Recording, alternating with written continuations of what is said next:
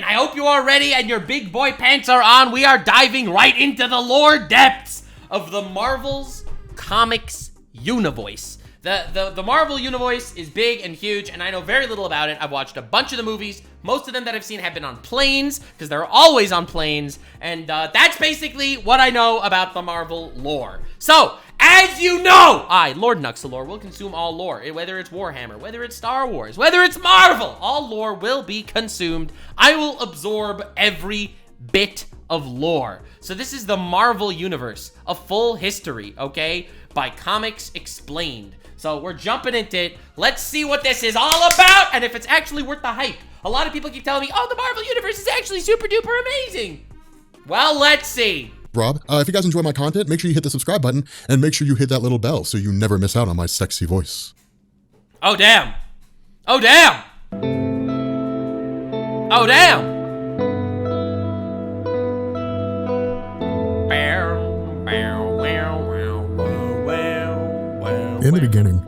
In the beginning, God created the heaven and the earth.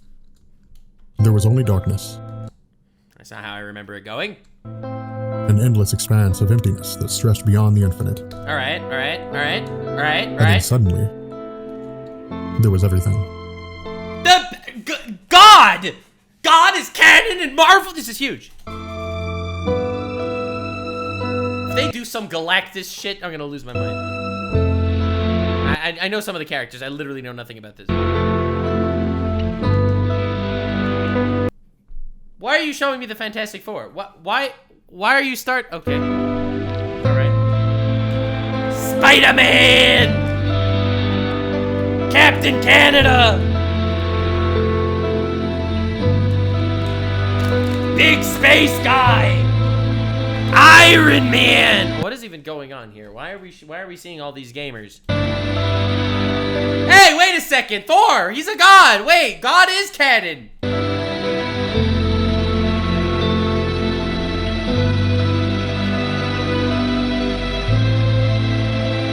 What am I even looking at?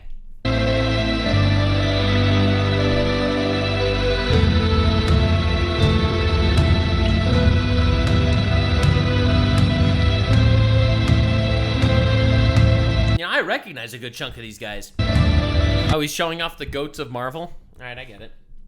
Who the hell is that guy? I know most of these guys. Alright. Who the hell is this? Alright, whatever.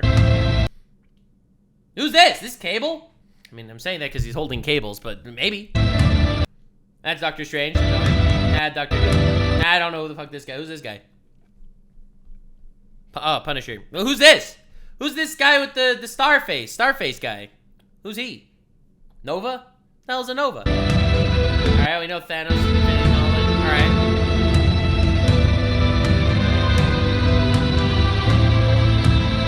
Alright.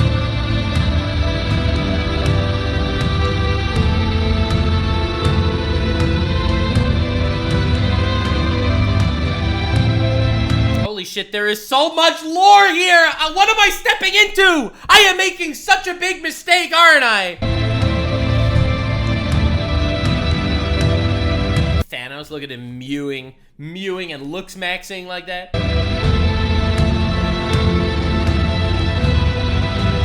Galactus! Scarlet Witch!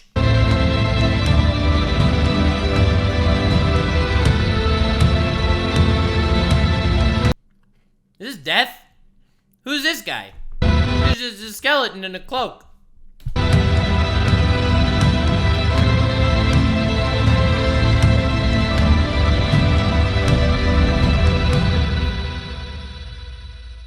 Alright, baby.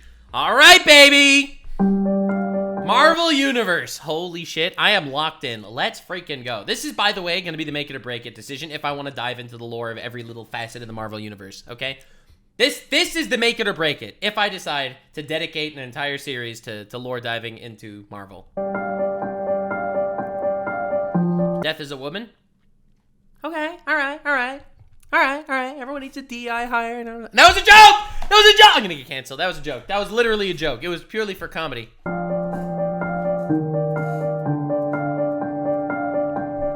Following Alright. the incursions of all realities, the universe as we know it stands as the 8th iteration of its kind.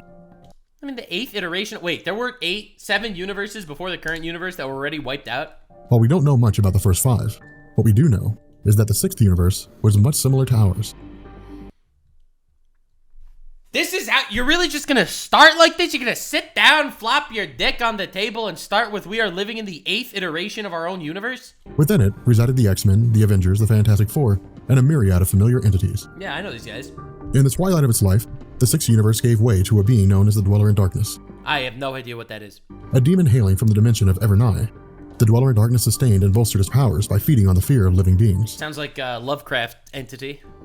Seeking to recreate reality and be born anew as the multiverse's supreme ruler, the Dweller in Darkness fractured the Imkron crystal, which in turn would extinguish the universe by pulling in the multiverse and destroying its inhabitants.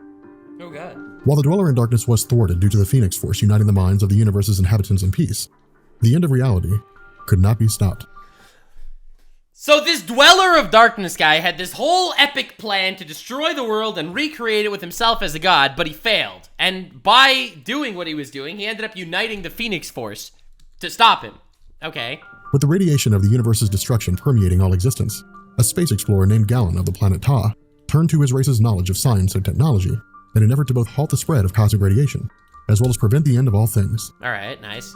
Failing to find We a love solution, that. in the Wait! final moments of the multiverse, the 6th universe's version of eternity merged with Galen, with the intention of being born anew, and the new multiverse as a singular being of immense power. So they failed. So they failed? Wait, so in the 6th universe, they stopped the bad guy, but there was so much leftover radiation, it just blew everything up? And this one scientist guy somehow absorbed all this power before it started. Wait, is this Galactus? Galen became Galactus? Following this, the cosmic egg of the 7th multiverse brewed and stirred, Alright. amassing energy and gravity until it reached critical mass and exploded outward Big with a Bang. Big Bang. With its primitive universe consisting of Holy shit, who are these guys? I don't know any of these guys. I know Galactus. The Mighty Galactus, the Mysterious Stranger, the Mercurial In-Betweener, Master Hate, Master Order, Mistress Love, Zeus, Thor, and the Elder Gods. They're that old? Lord Chaos, Infinity, Eternity, the Race of the Celestials. Damn! Okay. Okay. swells of energy, the first form of life to emerge were the cosmic entities, the chief among them being eternity and infinity. I had no idea these were even characters! Serving as twin concepts, eternity represented time and infinity represented space. Oh my god, it's Palkia and Dialga. And while the notions of both time and space were relative to the birth and eventual death of the universe, the power of these two beings hailed from the very fabric of the universe itself. Following this, eternity spawned a series of child entities including empathy, eulogy, expediency, entropy, epiphany, enmity, and eon. All Pretty cool, pretty cool. So at this point, they're gods of concepts. They are, should we get Pokemon lore? Yeah, we'll do Pokemon lore at some point for sure. Why do gods have breasts? That's a stupid question. Gods can do whatever they want. Why not do the best thing? of whom represented aspects of life. In addition to this, eternity and infinity were joined by Lord Chaos and Master Order, representing the opposing forces of absolute order and absolute chaos. I didn't realize these were gods. I didn't know Marvel had gods like this. I thought that these were things that existed because that's just kind of what makes up humans. That's what makes up people. That's what gives, I didn't realize that these were actual entities with some sort of sentience. The universe. Death, representing the end of life. Oblivion, representing the nothingness between the collapse and rebirth of universes. The Phoenix Force, representing the total sum of all psionic energy that currently, has ever, and will ever exist. As well as a host of other entities, each representing one or more facets of the universe. Wait, so are these guys all, like, interacting with the universe? Or are they all so much more powerful on some kind of insane plane above the existence of fucking Spider-Man? Right? This guy's the embodiment of order and the embodiment of chaos. Spider-Man is swinging from building to building, okay? Like, with radioactive cum. Like, this is not something that... How do these even relate to each other? Where the various entities work to understand their place in the cosmos, the universe itself continued to unfold, giving way to a multitude of races. That's a penis. This is just a penis. Which fell and were replaced in turn. While some of these races left behind single immortal members who came together known as a group called the Elders of the Universe, another race was emerging as the technological superior of the universe. Humans! As the most advanced society at the time, Or not, never mind. Never mind. Old Cailloux. the enigmatic race came to view themselves as a guiding They're the Watchers? force for good, christening themselves the Watchers, Yeah! You see, I know my thing about Marvel lore. and helping other races to achieve greater heights through technological advancement. But when one of the races destroyed themselves with nuclear weapons, the Watchers retreated from their role as a guiding force and instead... Oh, that's too real, too real. Wait. Marvel, sorry, you just went into real life for a second there. I felt that. The Watchers are giving weapons and power to people that were unworthy of it, and they used that weapon to destroy themselves. Ew. Instead, became chroniclers of the universe as it unfolded. Nice. So they basically sat down in the sneako cuck chair to watch the action happen but not contribute. During this time, a race known as the Celestials began to appear, achieving an extreme level of technology that allowed the race to move beyond their original forms, These guys are just the Eldar. taking on a higher level of existence as pure states of energy. Numbering in the billions, at the height of their population, the Celestials were met by an equally powerful foe named the Aspirants, who viewed the Celestials as a challenge to the dominance of all existence. How is this in Marvel lore? This is like the actual war in heaven back in Warhammer 40k with the Necrons versus the old ones. This is the Catan versus the Eldar. Like, I had no idea you had these multi-million year old galactic conflicts of overpowered entities. It makes me feel like the whole human side of it, the whole Avengers side of it is just such an insignificant little particle. Engaging in a war that lasted centuries, where the Aspirants decimated the ranks of the Celestials using the God-Killer armor, the Celestials eventually defeated the Aspirants, wiping them from the universe entirely, leaving no sign of their existence. They just fucking xenocided the entire race? They were the underdogs and they still managed to come back and xenocide everyone? The exception of records kept and passed down through generations. Damn. Following this, Galen had remained in hibernation, all the while building a suit designed to both contain... He was Galactus! Wait! That one guy from Universe 6 became the Galactus in Universe 7? The embodiment of the galaxy? ...in his energies, as well as regulate those energies to keep from destroying him.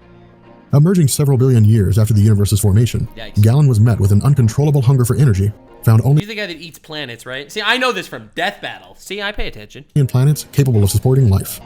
Setting his sights on Archaeopia, which was immersed in civil war, They're civil warring anyway, just eat them. Galen destroyed the warring fleets against the planet, He just stopped the war. Yes, he ate everyone, but he stopped the war. going forward as Galactus, the devourer of worlds. God damn. With the universe continuing... Yeah, so the vibe that I'm getting right now is these threats, these characters, these entities are so above and beyond anything that is even conceivable by humans or by the Avengers, right? Like, if one of these guys actually wanted to fight or destroy Earth, Earth would be cooked, right? Like, there's nothing that anyone could ever do about this. It's like they are fighting on on a completely different plane than what us pathetic little lowly insects are doing. To unfold following its creation and the formation of Galactus alongside the cosmic entities, the Celestials continued their role as scientists and explorers, And murderers! Remember, they butchered an entire race already. planting seeds inside of planets which in turn would yield more Celestials. The role of Galactus became a force for containment as much as it was destruction, and that his consumption of life-sustaining planets ensured that the Celestials' population remained in check, and kept the race from overtaking the universe. Oh, During damn. this So it was a checks and balance, literally, of the Celestials. Wait, so the Celestials kind of seem like the main enemy, like some sort of oppressive force that is so powerful that they are absolutely unstoppable. Time, and around 3.5 billion years ago, the Earth began to take form along with the concept of pocket dimensions. Monkey. Existing within the main Marvel universe, pocket dimensions served as small sections of reality, accessible only through rifts within the fabric of space-time. Okay. While these dimensions were largely devoid of life, the Earth was taking shape through the process of evolution, giving way to the Elder Gods who were born through the planet's magical energies. This time period also saw the rise of Sublime as a bacterial organism, capable of infecting other organisms around it, and bending them to its will. Wait, Sublime? Is that the mind-controlling, no, I'm thinking of something of DC, like, shit. But that's the little mind-controlling organism. So these Elder Gods that are being born from the natural magic of the planet, they're like Thor and Odin and Loki and those guys. So technically, they are way, way, way more recent than the Celestials and Galactus and all of them. Bearing witness to the evolution of Earth, Sublime watched from the shadows as the Elder Gods began consuming one another and transforming into demons, Nice. forcing the goddess Gaia, who represented nature, to summon the Demiurge, the sentience of Earth. So yes, so it does very much seem like the idea of these different gods, these Eternals, these ancient deities, these Elder Gods, they are kind of the gods of different religions of man. And the creator of the Elder Gods. Mating with Gaia and being born in physical form, Demiurge began to consume all the elder gods with the exception of Sidorak, Because Gaia is one of the mother of the Titans in Greek mythology. Shanti, Mephisto, Dormammu, and a handful of others who escaped to pocket dimensions, after which Demiurge retreated and merged with the sun. Bro just merged with the sun? I'm so confused. I'm so confused. Okay. I assume he comes back at some point. Doesn't just stay merged. Space. I'm doing what I enjoy doing. It's like other men like to play golf, so they play golf every chance they can. Oh, every time I hear Stan Lee, it makes me so sad. So you don't say to him, how come you're playing golf today? You played last week. It was the same with me. To me, it is such fun creating characters, writing stories. It's an exciting life. And when you do something that you know the fans seem to enjoy, that gives you such satisfaction, you don't want to stop. Ah, literally so sad. God, I miss that dude. Writing comes very easily to me. Everything else in the world is tough, but writing, Damn. I don't have any problem with that. I can't write fast enough to keep up with the things I want to say. That's so awesome. That's so awesome. Getting canceled. It comes so easily to me. I can't keep up with all the times I get canceled. I think you never outgrow your love of these stories of giants and ogres and witches and all of that. Superhero comics give you that. Damn. Dude, Stan Lee really is the godfather of so much fiction and so much love. He wasn't even a pedophile. Huge dub. Where most of the pocket dimensions of the universe began to take shape under the control of their respective rulers, the dimension of Asgard was coming into existence.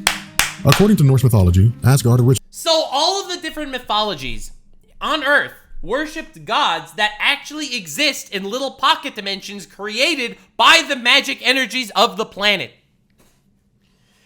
That's so cool! That is some canon we can grab onto. originated as a landmass split into two sections, with the north existing as a frozen barren wasteland, and the south existing as a fiery barren wasteland. Alright. With the two sections having 12 rivers that met in the middle. Over time, the frozen rivers of the north began to overtake the south, giving way to the birth of Ymir as the first frost giant. Yeah! That's Loki's dad or whatever. Finding himself exposed to the warmer air of the south, Ymir? Is that an Attack on Titan reference? Ymir began to shrink in size, eventually melting away entirely, and revealing a man and a woman. Wait, what? Following this, a bovine appeared through unknown means and provided nourishment to the man and woman through its udders. Is this Viking lore? Is this like actual mythology? Or are they just making shit up? Finding its own sustenance by licking away at the ice. That's nice. Following this pattern, the bovine eventually licked away at a block of ice which revealed itself to be Buri, who in turn spawned Bor, the founder of Asgard, and the father of Kul, Vili, V, and Odin. It's so sick. It's so cool that they're able to do this. Like, I always wondered, when you implement one mythology into your world, right? When you implement a mythology into this fictional universe, it gets so difficult because, like, if this guy created the world, then why isn't he the most powerful? Thor is a god. So, how is Spider-Man fucking punching Thor? Okay? It makes no sense. But, like, the idea that they exist and they, manipulate reality from one pocket dimension that's created from the world itself. They are not the creators.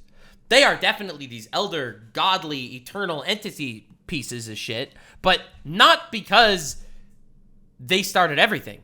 Because the way the world was created was that it also breeds these pocket dimensions that can create entities of higher power through the magical energy of the universe. That's some really good lore. Where the realm of Asgard would evolve to see Odin rising to power and mating with Gaia to produce Thor. During this time, a race known as Mating with Gaia. Whoa, whoa. the Zorians traveled the spaceways, seeding life throughout various planets, Ooh. spawning the Kree, the Skrulls, and humanity, who in turn began to evolve within the Wait, so humanity didn't come from evolution? Humanity came because these space people planted them here? confines of their own planets Nice. and forming their own kingdoms. Nice. Following this, around 1 million years prior to the current day, the Celestials continued their journey of exploration across Okay, I really feel like the Celestials are kind of the main bad guys, right? Maybe not, but they are the main enemies of Marvel, it seems like. These infinitely powerful space soldiers just conquering and destroying and oppressing. For the sake of research, sure. The cosmos, eventually stumbling upon Earth. Viewing the planet as a host for a celestial egg, the Celestials themselves planted their egg within the Earth and began experimenting on a group of primitive men known as the Wanderers, who were gathered together by Gaia. Through the experiments of the Celestials, 3 sects were formed: the Deviants, the Eternals, and humans. Receiving their modifications from Zeron the Tester, the Deviants represented instability, with their race experiencing unchecked mutations, leading to each offspring experiencing a half-life of the previous generation, reducing the overall length of the Deviants' expected existence. From Nazar the Calculator came the Eternals, beings who were Look at these guys, they're all doing JoJo poses and shit. perceived to be perfect in terms of evolutionary maturity, and possess the power to tap into and they're all white! Wait a second, perfect evolution and you have a bunch of white guys? Ew, I don't know. manipulate cosmic energies. Finally, Oneg the Prober created a latent gene within the remaining humans, allowing for limitless expansion of genetic potential. Alright. Sending the races forward into Earth, where the 3 groups were modified to serve as protectors of the celestial egg. Instead, each race gave in to their natural state. The Eternals took to the skies, building kingdoms for themselves with no concern for the goings-on of humanity. Okay, so the Eternals, they just left. They just fucking got up and zoo, and they left. Or the Deviants. At the same time, humanity found itself enslaved by the Deviants, who used humans to build their various structures and cities. Big shock. Racism. Damn, I so did not see that coming, the way racism happened. Wait, are these guys the mutants? No. Mutants are humans develop into mutants way later, right? Lasting until 16,000 BC, when the Celestials appeared on Earth a second time, the race was attacked by the Deviants, who viewed the Celestials as a threat to their dominion over Earth. Yeah, but the Celestials are crazy and shit, that you ain't touching these guys. These guys are gods, basically. Devastating the Deviants' numbers and sending the survivors underground, the Eternals abandoned the planet, taking up residence on the Saturn moon Titan, Makes sense. as well as exploring the rest of the cosmos, Bye-bye. leaving the landscape of Earth open. Oh, you're really fighting against godly space creatures with spears? Ain't no way. Humanity began to spread and expand their sphere of influence to the furthest corners of the world, creating empires and kingdoms, with each worshipping their own deities. Hey, let's go. Let's go.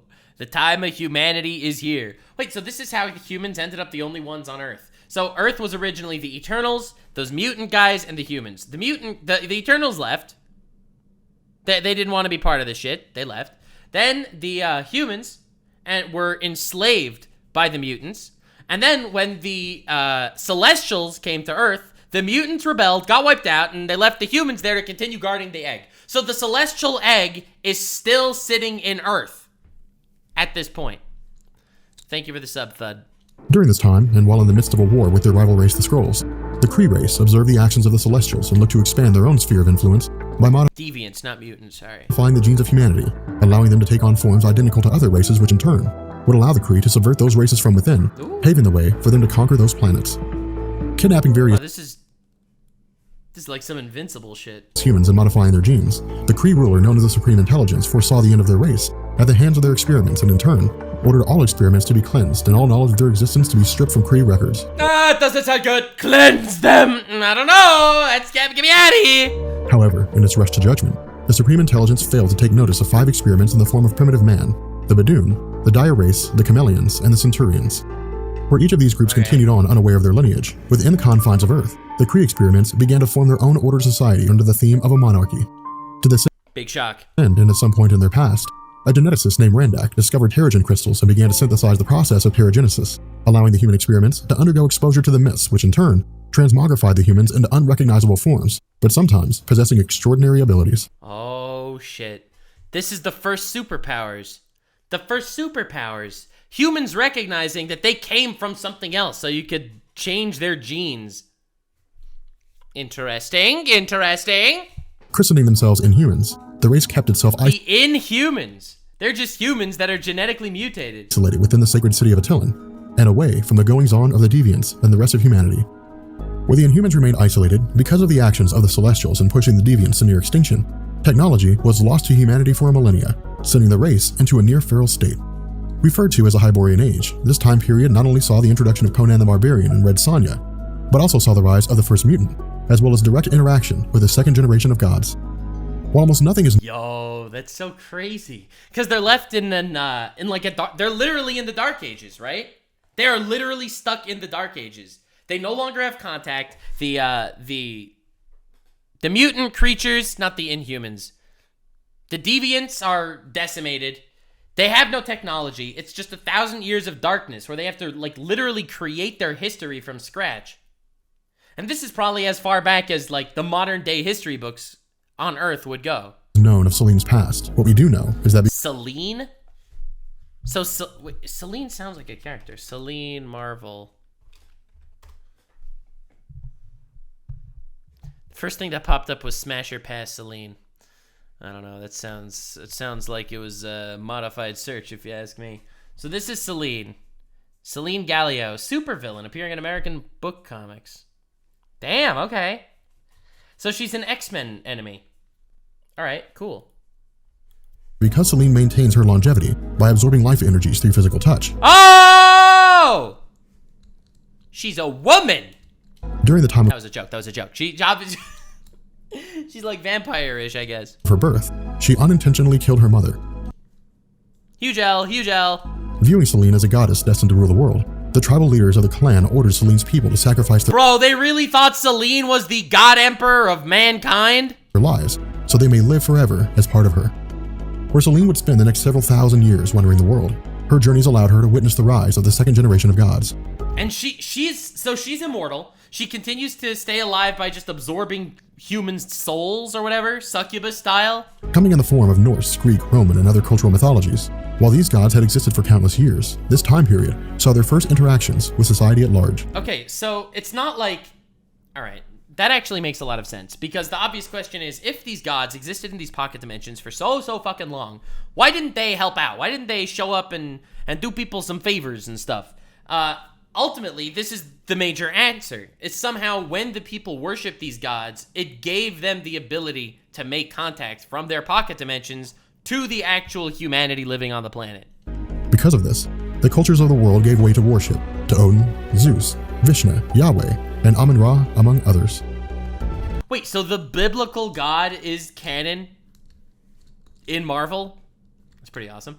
While this remained the standard practice of humanity's relationship with the second generation of gods, the world was met with the arrival of its second mutant Ooh. in 5000 BC. But I enjoy the people I work with, because I work with writers, with artists, now with directors, producers. Aww. And I'm always working in an atmosphere where we're trying to think of what can we do now? The small blue sphere existed as one of countless worlds within countless universes. Right. And so far, there's one mutant, Selene, somehow immortal, and contact with gods. That's the people that are directly influencing planet Earth right now. Developing their own lives and civilizations, all of which had been set in motion by the one above all, and watched closely by the living tribunal. Known as the multiverse, beyond this space existed what was known only as the Beyondverse. Housing the White Lords There's something beyond the multiverse? The White Lords?! Ain't no way! Ain't no way you called them the White Lords. Come on, guys. Really? of wild space. While their origin is unknown, unlike the multiverse, the Beyondverse did not allow for travel between the past and the present. Instead, the inhabitants of the Beyondverse move forward from one point in time to For it takes a god to kill a god. the next, towards a future that could not be changed, all the while developing technologies and a level of power hitherto unrivaled. Oh shit. So the White Lords are literally overpowered. They have something called white privilege. That's what they call it. It's coined by Marvel. Traveling back to our universe They and are privileged to be born as White Lords. within the Andromeda Wait, Galaxy so Selene? Is this Selene? rested the Andromeda Galaxy. That's not our galaxy. unrivaled. Traveling back to our universe and within Okay, it's our universe, not our planet. the Andromeda Galaxy rested the planet Skrullos in the Drox system. In its early days, approximately 100 million years Oh my god, it's the Thanos people! ago after their creation by the No, don't tell me they have overpopulation. No! Zorians, the Skrulls existed as a reptilian race, not unlike the smaller reptiles of Earth. However, after their exposure to the Celestials Oh, fuck the Celestials. They really are the bad guys. Like, you will not convince me otherwise. during their journey of exploration and scientific experimentation, much like humanity, the Skrull race was split into three sects: the Deviants, the Eternals, and the baseline Skrulls with They have the same exact division as humans? The Deviants are just like the deviant mutant humans? The Eternals are the ones that, like the human Eternals, left the planet? And then the space Skrulls are just like the base humans? modified genes. They're allowing like an exact same development style? for future mutations. While much of the race's history Okay, they're not Thanos. They're green. Got it. is lost to the sands of time, what we do know is that at some point in their past, unlike the human Eternals who left Earth to explore the stars, Oh, shit. the civil war between the Eternal and Deviant Skrulls saw the Deviants victorious, pushing the Eternal Skrulls to the brink of extinction. The Deviants beat the Eternals? Okay. That's scary. With the Eternal Skrulls all but dead, the last of this group, a being named Clibin, convinced the Deviant Queen Slugurt to spare his life and take his hand in marriage. All that Riz. Bro rizzed up the Slugurt. Slugurt just rizzed the shit out of her. Offering up a truce in the process, What do you mean truce? They're all dead. leading the Skrull race into a religion known as the Book of Worlds. All surviving factions of the Skrulls were united under this ideology and moved forward in a manner akin to manifest destiny, believing it was their role to rule over the universe. That's nice. Following this, That's nice. Don't you love when people feel like it's their role to rule over the universe? Isn't that nice? So nice, so naive, so pathetic and small. You don't even know about the Celestials, okay? The big freaking space cyber aliens that are destroying everything. for countless eons, the Skrulls expanded their reach across the Andromeda Galaxy, but as their exposure to and subsequent conquering of other races swelled their number, many Skrulls became disillusioned with the Book of Worlds. Oh. Slipping into the realm of myth and legend, the Skrull Empire went to war with itself, each time emerging more technologically advanced and benign by weeding out those who sought to bring disharmony. It's so crazy. This is literally like, it feels like the entire Skrull development is like, this could have happened so easily with humanity. Just because of a few small choices by a few small people throughout history, humanity didn't end up like this. That's really interesting. To this end, and after having transformed into a society of space explorers on a mission of peace, the Skrulls Mission of peace by conquering everyone and making them unite under their banner. traveled to the planet Hala within the greater Magellanic Cloud. Discovering that the planet housed two equally intelligent races known as the Sounds like heresy. Kree and the Kotati, with the Skrulls considering Hala as a possible expansion of their empire, a group of Kree and Kotati were taken aboard a Skrull vessel and transported to the oxygen-rich blue area of Earth's moon. Oh shit. Provided with a year's worth of supplies and instructed by the Skrull delegation to build something worthy of their own race, while the Kotati used their plant-like design to build a lush jungle comprised of flora and fauna. The Kree built a massive city, accessible only to themselves and the Skrulls. Oh my god. So everyone is joined under this Skrull banner, but slowly but surely the little factions start wanting more and more for themselves and not liking and respecting the others so much. Uh-oh. Viewing the Kotati's benign work as worthy of its initiation into the Empire, in a fit of jealousy, the Kree killed the Kotati and the Skrull delegation, looting their ship and assimilating their technology. Traveling back to their homeworld, the Kree waged war against the remainder of the Kotati race, pushing them to the brink of extinction, while taking the planet of Hala as their own. Eesh. So you never trust. You can never trust. People always want more. Following this, and with knowledge of the Kree assault, Makes me wonder, why are we following this story? Why is this story important? Is it because it's just an alternate timeline of what could have happened to humanity? and the Skrull delegation reaching So many cannons, lore species, so few heavy flamers to remind them of their god emperor. the Kree homeworld, the two races fell into war with one another, which would stretch over hundreds of millennia. Wow! Using their own 100,000-year-long war between people that used to be on the same side? Why does that kind of sound like the presidential election of 2024? forms of science and technology to engineer weapons of destruction, the Skrulls turn their sights to opening dimensional rifts for the purpose of accessing forms of energy, guaranteed to annihilate their enemies. Accessing the Beyondverse through sheer accident, the Skrull secured a fraction of the Beyonder's power, which confined itself Oh shit, the White Lords are coming! That's the issue. In a war like this, with everyone trying so hard to out-technology each other, one might just happen upon a weapon that's just a lot more powerful than anything they could have imagined. to the shape of a perfect cube. Seizing it for It's not a perfect cube, it has spikes. himself and using its power to control matter and energy, the Skrull Emperor fancied himself a god. Ruling without challenge, unbeknownst to the Emperor, the cube developed sentience, copying the maniacal tendencies of the Emperor and annihilating 2/3 of the Andromeda Galaxy. Oh shit, he did a rumbling. He did a rumbling! He did a rumbling! Is this the Tesseract? He did a rumbling! While the Skrulls would rebuild their empire and consider the Cosmic Cube to be an artifact too dangerous to possess, Yeah. after witnessing its power, the Kree race came to the realization that they would need a guiding force without the limitations of natural drive or possible betrayal. And so under the guidance of the Kree Science Council, the race formed a sentient computer known as a Supreme Intelligence, containing the minds of Bro, it's literally interdimensional, technological, psychopathic, tyrannical cube that wants to wipe out life versus an AI that wants to wipe out life. every Kree ruler. The Supreme Intelligence became as much a spiritual symbol as it was a leader. Guiding the Kree with their absolute loyalty, the Supreme Intelligence orchestrated the development of the Inhuman Project as a means to both subvert the Skrull race as well as other races in an effort to secure the Kree's dominion over the universe. Bro, that's war. Like, they had such a crazy war for so long. Every single one of them was willing to go to even crazier lengths on each side to bolster their own firepower, to the point that their entire side of this battle, with billions of lives on the line, is purely in the hands of either an AI or an overpowered cube full of white power. That sounded very wrong. However, at some point in the race's history, an unnamed member had attempted to secure an artifact known as the Crystal of Ultimate Vision, which allowed its wielder to perceive and manipulate the very fabric of the universe. That's not good. Giving in to his basic instincts, the unknown Kree failed the final test, which measured the potential wielder's spirit. As a result, the evolution of the Kree race was frozen in time, keeping them in their current form, until the end of all things. And that's how it happened? That's how it happened? Because a third party found a MacGuffin and it just cryogenically froze the entire species? Well, on the other side of the cosmos, done with them. Screw that. They just lost. They literally lost to themselves. They lost to their own greed, trying to find more and more dangerous weapons to blow everyone up, and they succeeded in annihilating everyone. No winners in war. The Shi'ar were developing their own empire. Originating with Shara and Kithri, according to Shi'ar legend, the two possessed untold power, but existed as opposites through good and evil, waging war against one another.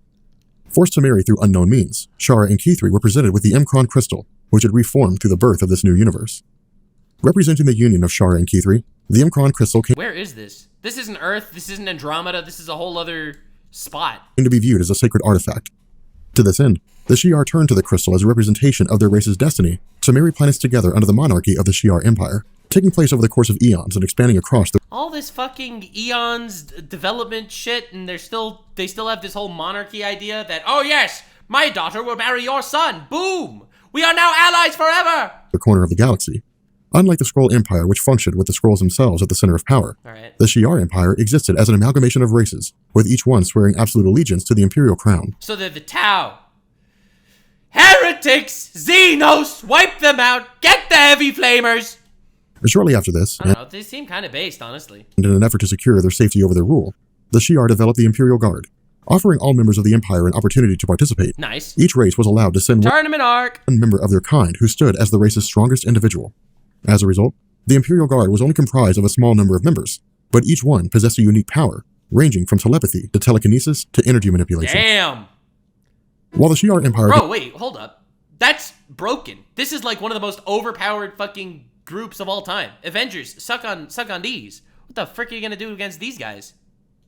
This is like literally a combination of hundreds of species that are super technologically advanced. Each one's strongest warrior is on a team together. continued to grow and expand within its own corner of the universe. You know what that means? When it's too strong for anyone else to take down, it's time for a little bit of eternal greed.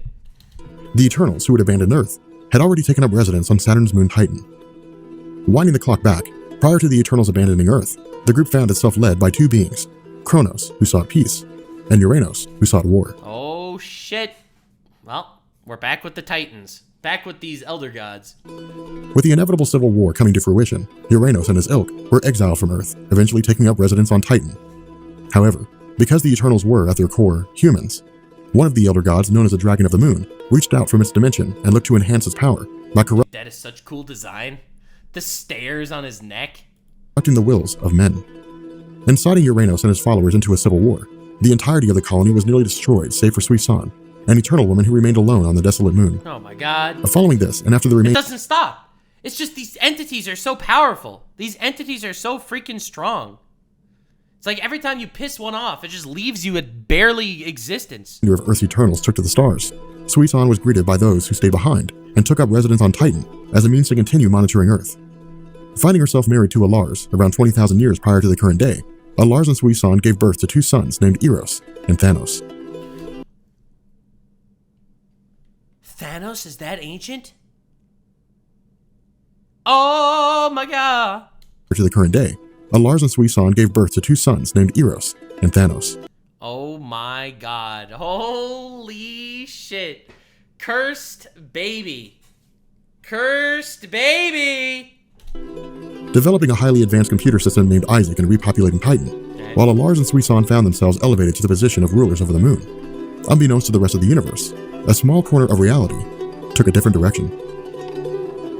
Within the Cygnus constellation and Alright, so right now you got the fucking Scree or whatever they're called and the Andromeda Galaxy in stasis of some sort. Either in actual stasis or just in evolutionary stasis with a massive war and these three insanely overpowered artifacts dictating literally everything. You got the humans who are kind of okay on planet Earth. They're kind of fine. There are gods there too, these elder gods that are being accessed through these alternate dimensions. These sub-dimensions. You got the people on the planet Titan, which were more or less wiped out by this elder dragon, and now gave birth to two people, one of them being Thanos. Alright, so where are we now? residing as a fourth planet. And of course, we still have the Celestials, just literally marching through the galaxy, making every place their home. Doing the freaking dog style, just pissing on planets and claiming them. From its sun, Zenla stood as a beacon of scientific and technological superiority.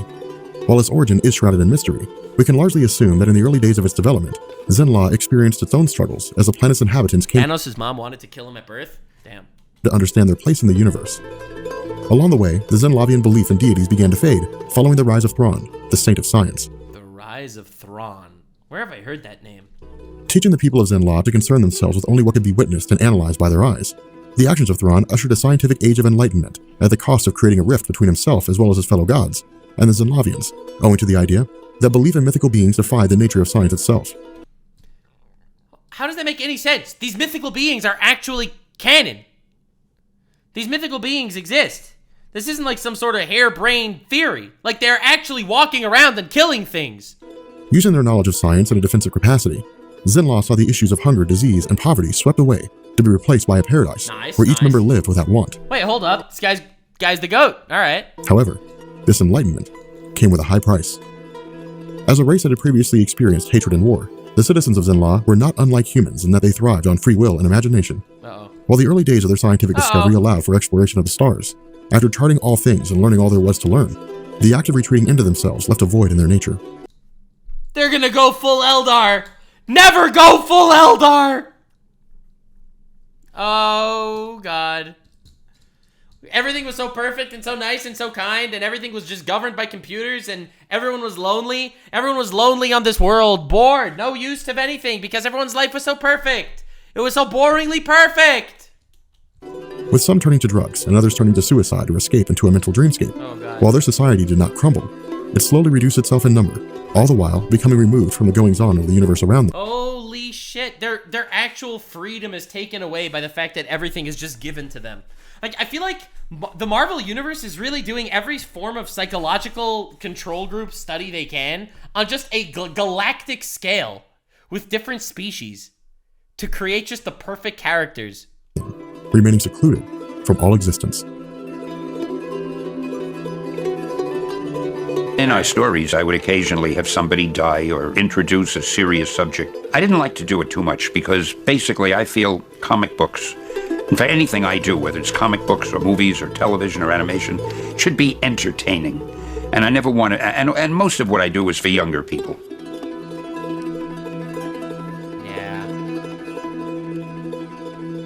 I consider people in their 20s younger. In fact, right now, I consider people in their 70s younger. But at any rate, it was for younger people.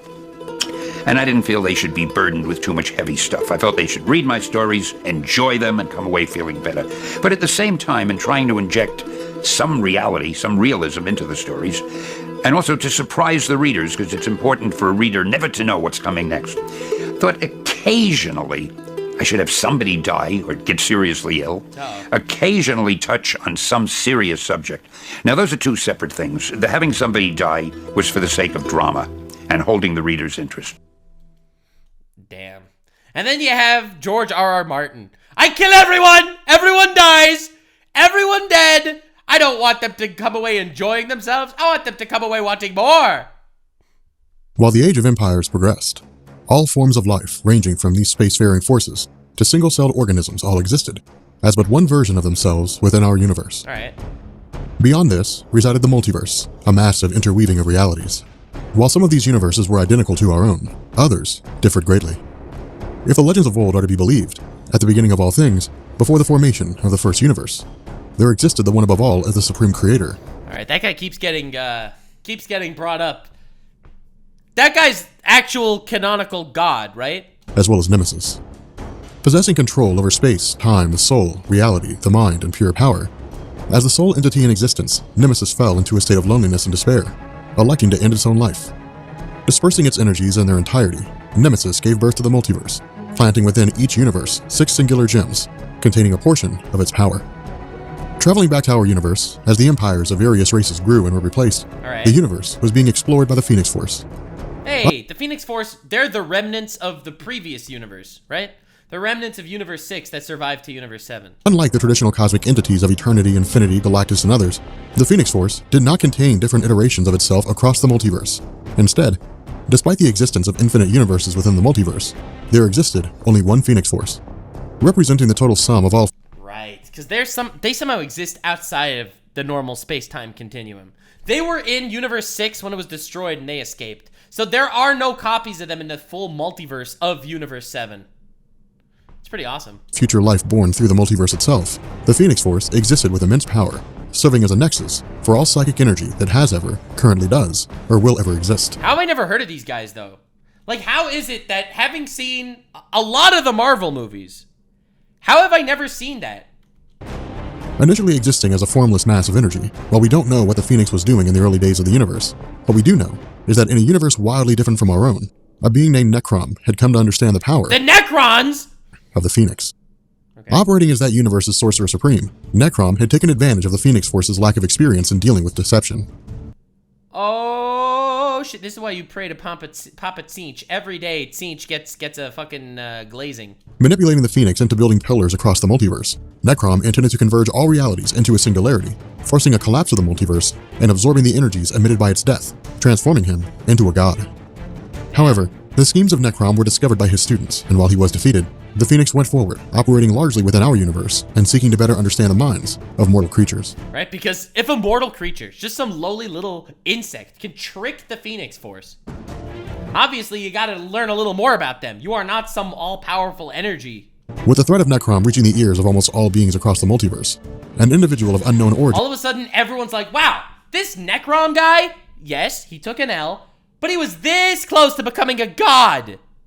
You know? named Merlin had come to the conclusion that the various realities of the multiverse needed a means of observation and protection against such a threat. Confining himself to a pocket dimension outside of all space and time known as Otherworld, Merlin set about creating. There's Otherworld, there's Beyond World, there's multiverse, previous multiverse. The Omniversal Development Court, a governing body designed to observe the development of each universe within the multiverse and ensure their safety. All right. Aren't these just the Watchers? We already have the Watchers. Why do we need another one? Traveling back to our universe, while the planet Zen-La remained in isolation from the various empires and forms of life, their position in the cosmos was about to radically change. On the far side of reality, Galactus continued his role as the Devourer of Worlds. There's our guy. There's the goat. Bro's just walking around, freaking eating planets. Do not attempt to speak. It will serve no purpose, since I know why you have come. But your quest is in vain. You cannot save your world from being ravished by Galactus. And found that his hunger was growing. Traversing the cosmos and coming upon Zen-La as one of the many worlds rich in life-supporting energy. Oh my god! We just spent all this time developing Zen-La, and bro's just gonna nom on it? Bro's just gonna pull a queso? Bro's just gonna pull a Nekakado? Galactus intended to consume Zen-La. However, at the behest of one of its citizenry, Zen-La's execution was stayed. Born to the brilliant scientist Joran, who encouraged his son to pursue knowledge, advancement, and achievement, unlike everybody else on Zen-La who saw Galactus coming as their guaranteed end, Norn Rad saw hope. What? Petitioning Zen-La's Science Council to grant him a vessel, Norn Rad struck a pact with Galactus. With the Devourer of Worlds becoming increasingly weaker due to having to search out his own sustenance, if Galactus spared Zen-La, Norn Rad would abandon his home and serve as Galactus' herald, traveling the universe in search of suitable planets. Oh my god. Hold the fucking phone. This guy saved his planet to become the herald of Galactus, leading him from world to world to consume? He just became the ultimate snitch? Like, cosmic, divine herald, impending DoorDash employee? Agreeing to these terms, Norn Rad He became the Silver Surfer? was transformed into the Silver Surfer. Wait, so the Silver Surfer is this space alien that saved his planet and acts as a herald to just find worlds with life on it to clap his hands so that Galactus just shows up and eats it. Oh my god. Who in turn I would rather be dead than have an eternal job of finding civilizations to feed to space god.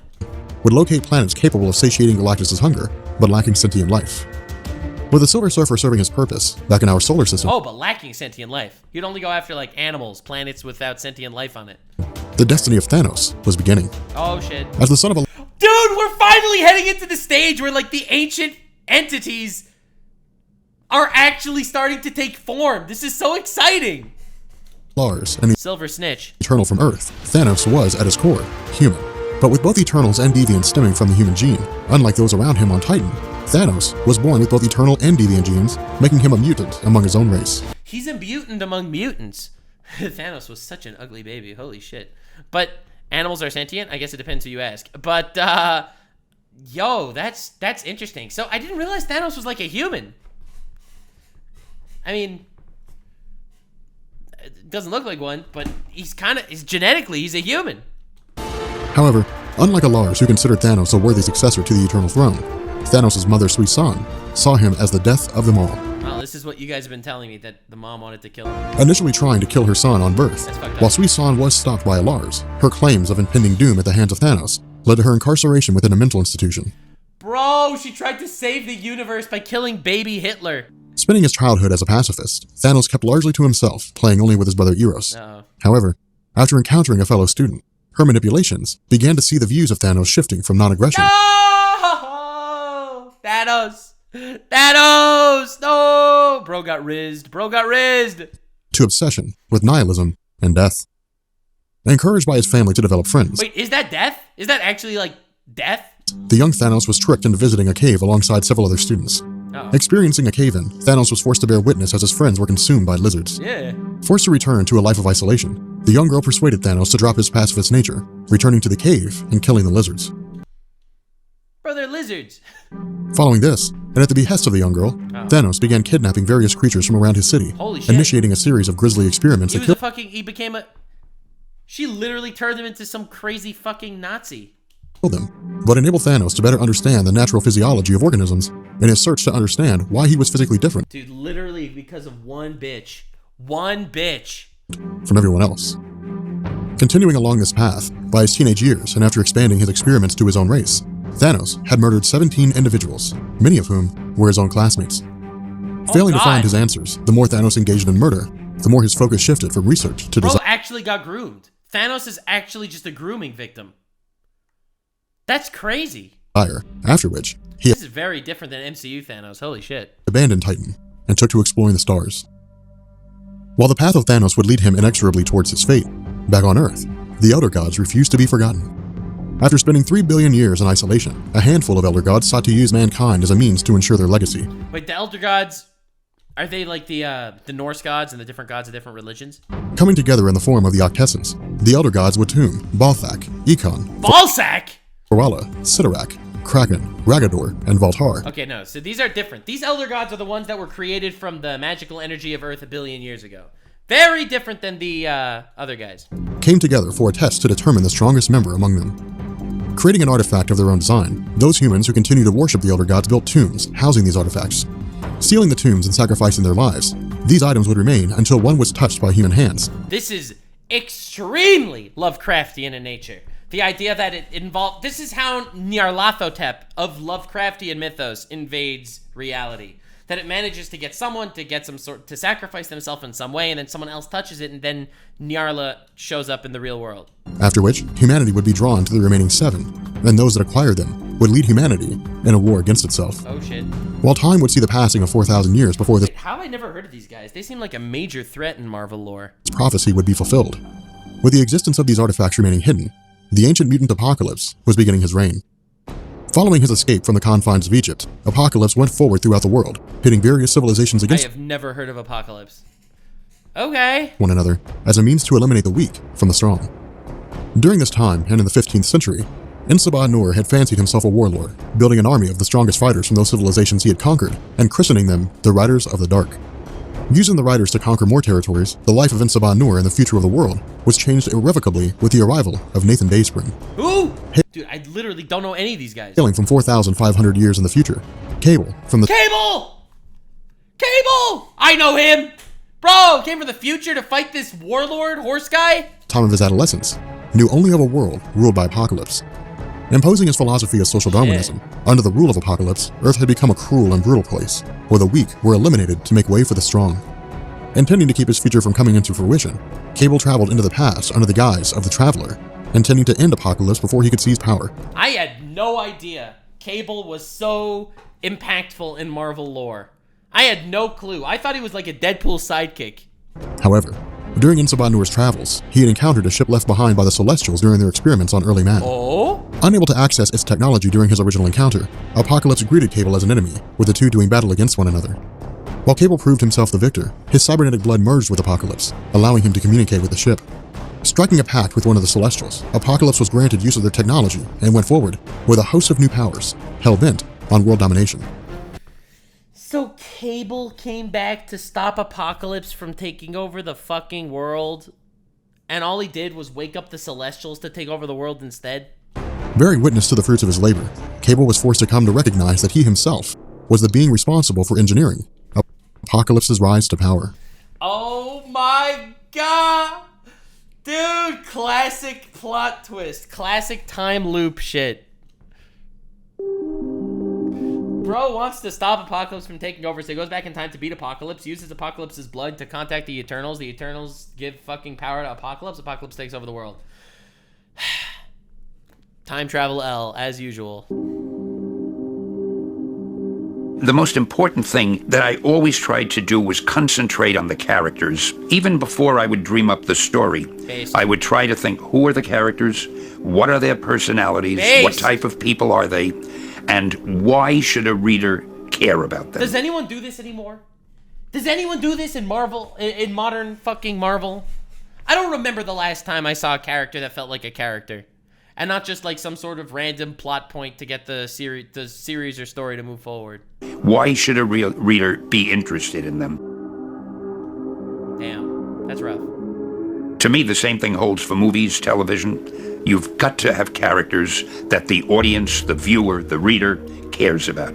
Once you do that, making up stories is easy. Damn, bro spitting. The serious themes that I would occasionally inject were for another reason. I began to realize, judging by the fan mail that we received, I began to realize that our books had quite an influence on the readers.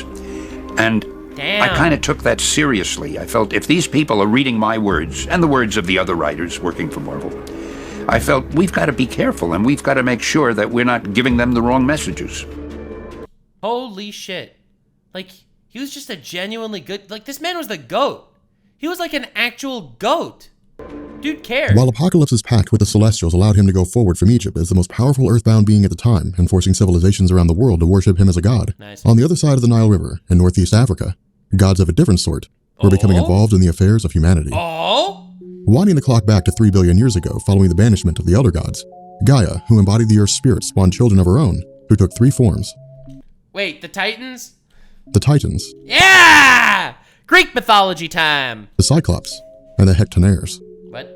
Favored by their father Uranus, the Cyclops came from Poseidon in Greek mythology, so not super accurate, but alright! Titans embodied his lust for battle and his formidable strength. Testing one another through physical combat, the Titans ruled from on high as their brothers the Cyclops and Hectonaires were banished to the other dimensional realm of Tartarus. Grieving for her children, Tartarus is canon in Marvel? Dude, this universe is massive! I did not give it the respect it deserved. I didn't realize the actual sheer breadth of the Marvel universe. Gaia besieged the Titans to destroy Uranus, a task ignored by all but one. Seeing the opportunity as a chance to rule and taking up arms against his father, the youngest Titan named Cronus castrated and murdered Uranus, who used his dying breath to curse Cronus with death by his own son. Which does happen, because Zeus kills him. Refusing to honor the request of his mother to free his brothers and seizing Mount Olympus as his own, Cronus took a bride in the form of Rhea, who in turn gave birth to Zeus. Turning against her son, Gaia smuggled Zeus from Olympus, raising him to become a fierce warrior. Growing into adulthood, Zeus freed the Cyclops and Hectonaires, leading a march against Cronus and his Titans. Defeating his father. They don't do it in the actual Greek mythology way.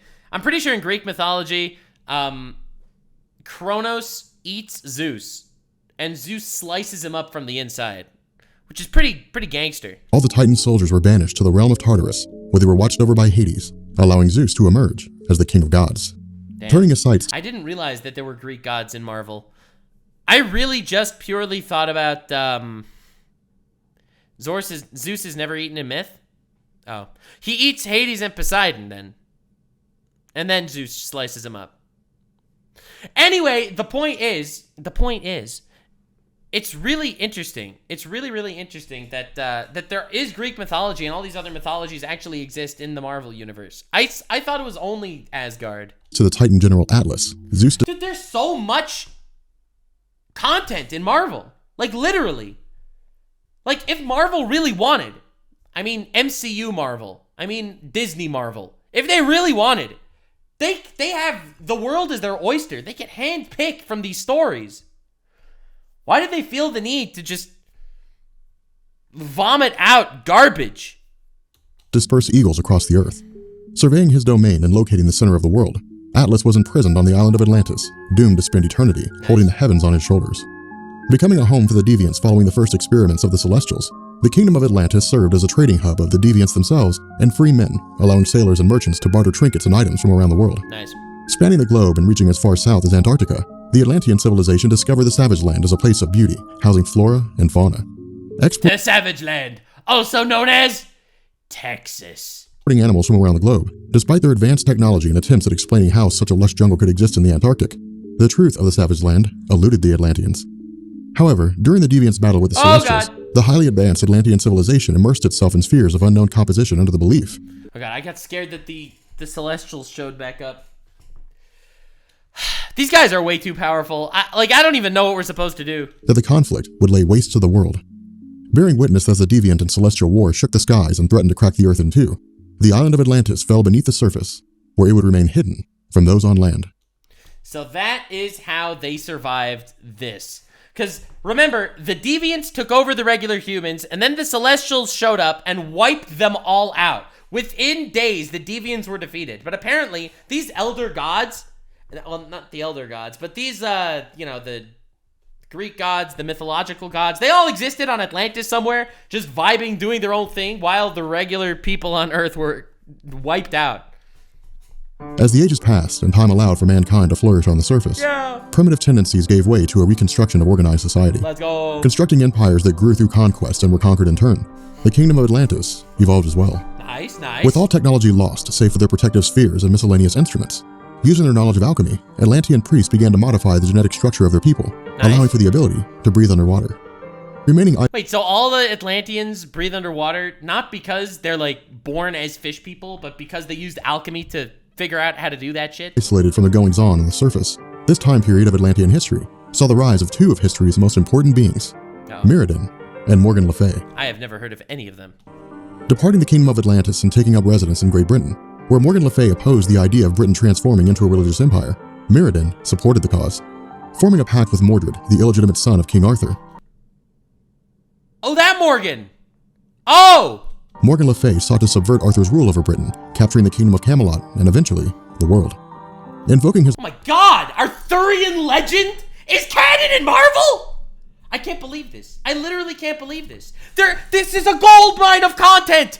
Dude, Disney could make something that's historical and mythical and educational and magical at the same time. Disney, what are you doing? What are you doing? His knowledge of alchemy, Mirrodin rechristened himself Merlin, and using his magic to empower— Merlin?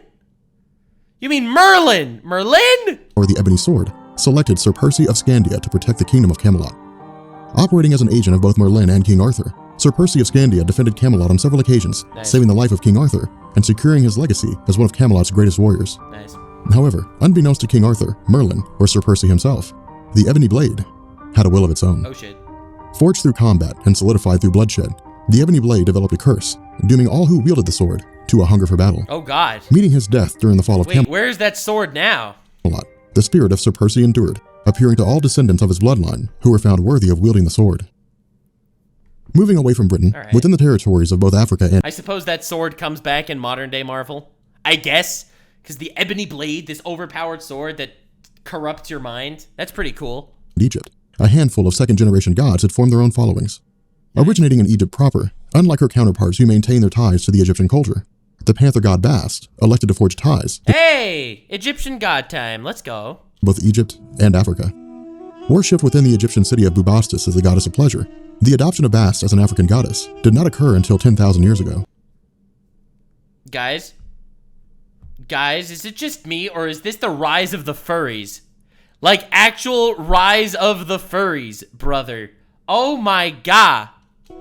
Hailing from the far Are side they playing the Narnia music in the background? of the universe, whether through fate or divine means, a meteorite smashed into the atmosphere, scattering debris across the planet. Uh-oh. While some landed in Antarctica itself and various other territories around the globe, the largest fragment made landfall in Wakanda. Discovered by Bashinga, who led a small band of nomads. Wait!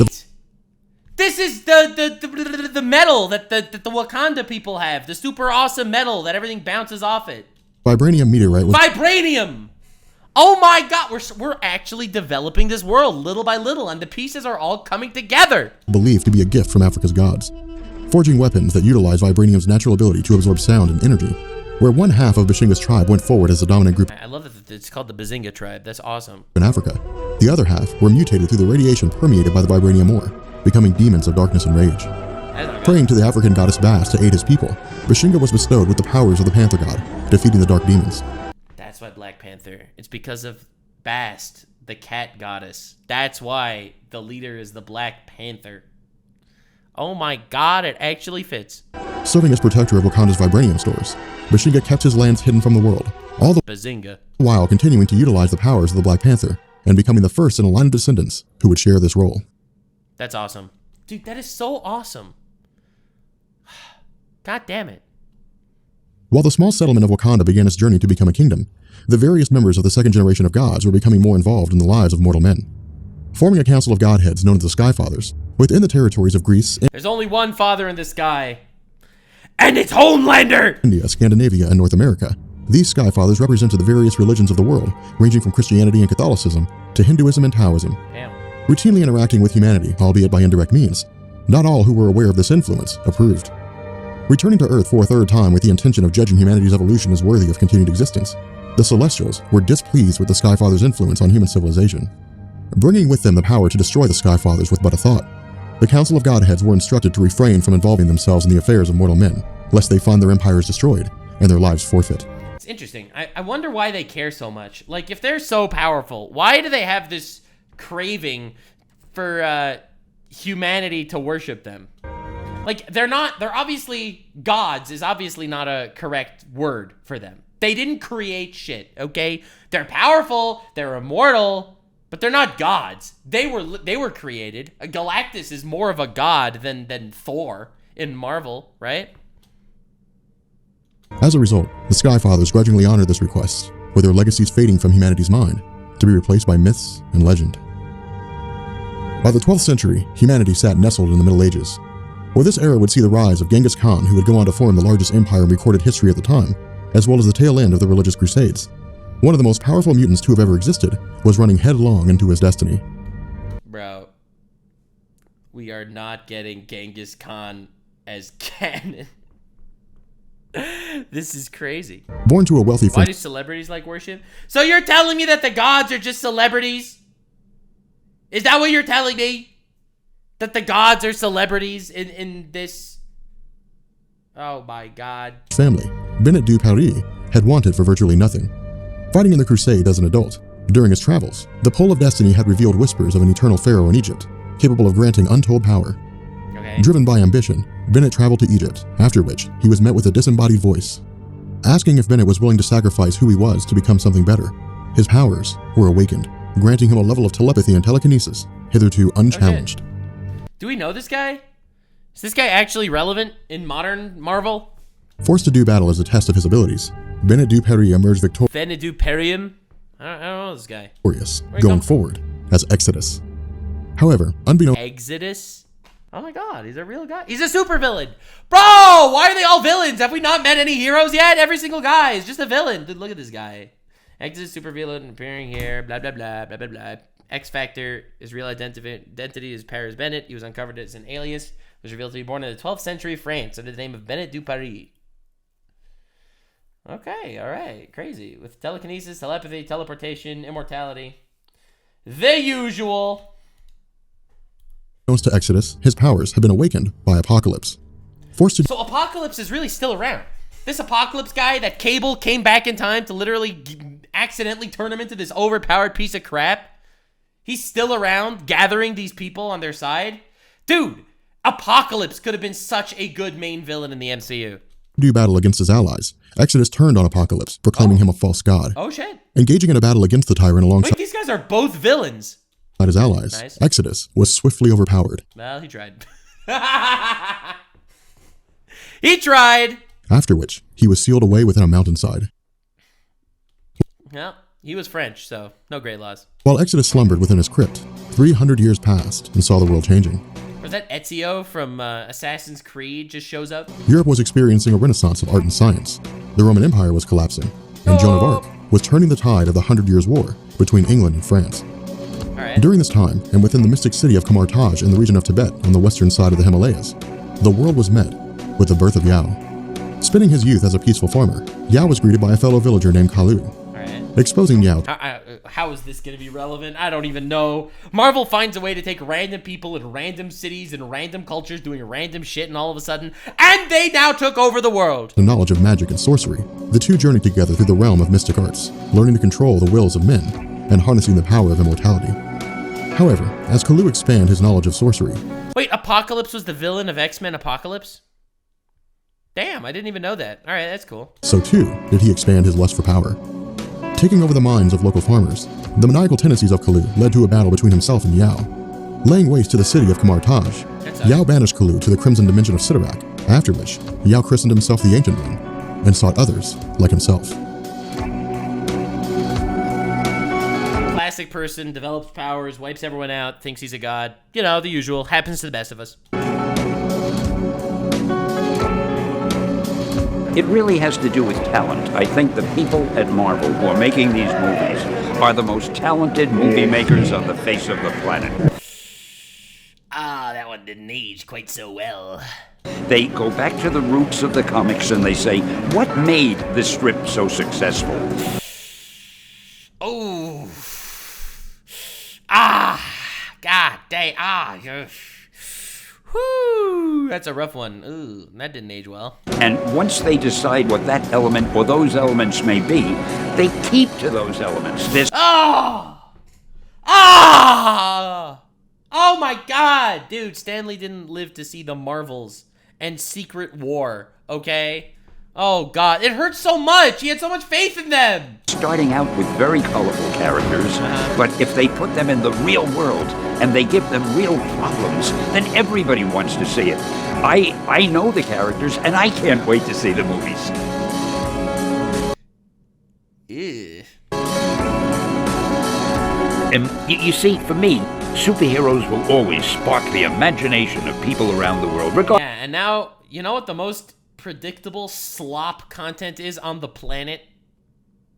Superhero movies. Somehow superhero movies became the definitive slop content, to the point that something like The Boys, which is just killing superheroes, is loved. Because at least it's not the slop content that we're used to.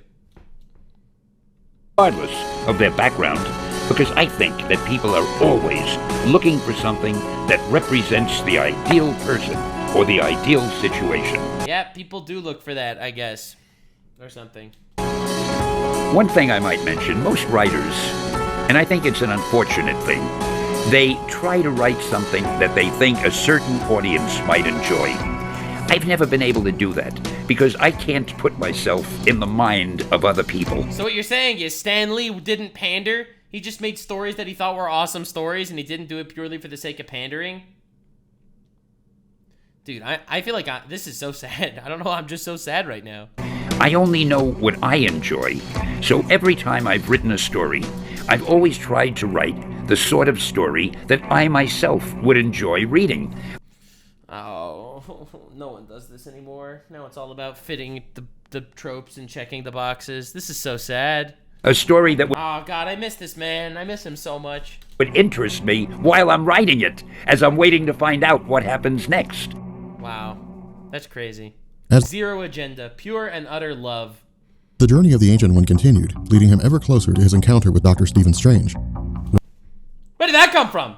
One of the world's most dangerous villains was emerging. While almost nothing is known about his parents or birthplace, what is known is that as a child, Nathaniel Essex was gifted with an aptitude for intelligence, which largely went unexplored until his adolescence. Hold on. Who's Nathaniel Essex? Do I know this guy? Is he Doctor Strange? Or something? Journeying to Greenwich Park in London, Essex did not view the world like everyone else. Where the citizens of London looked to religion as an answer to their purpose Oh, God. The Bible is wrong. There is no God. in life, Mr. Sinister? Who is that? Essex believed that the gods were but one facet of the universe, with humanity moving forward toward its guaranteed future. Applying his intelligence as a means to understand the place of humanity within the cosmos, Essex received a full scholarship to Oxford University, where he pursued a career in biology. Becoming obsessed with evolution, Essex came to believe that humanity stood upon the precipice of He was so obsessed with evolution, he would rub the nipples of every mural of different people. change, and that if it had not begun already, a time would come when human beings would begin X-Men villain? Did you watch X-Men? I watched the original X-Men as a kid. I literally remember nothing at all that happened. to evolve.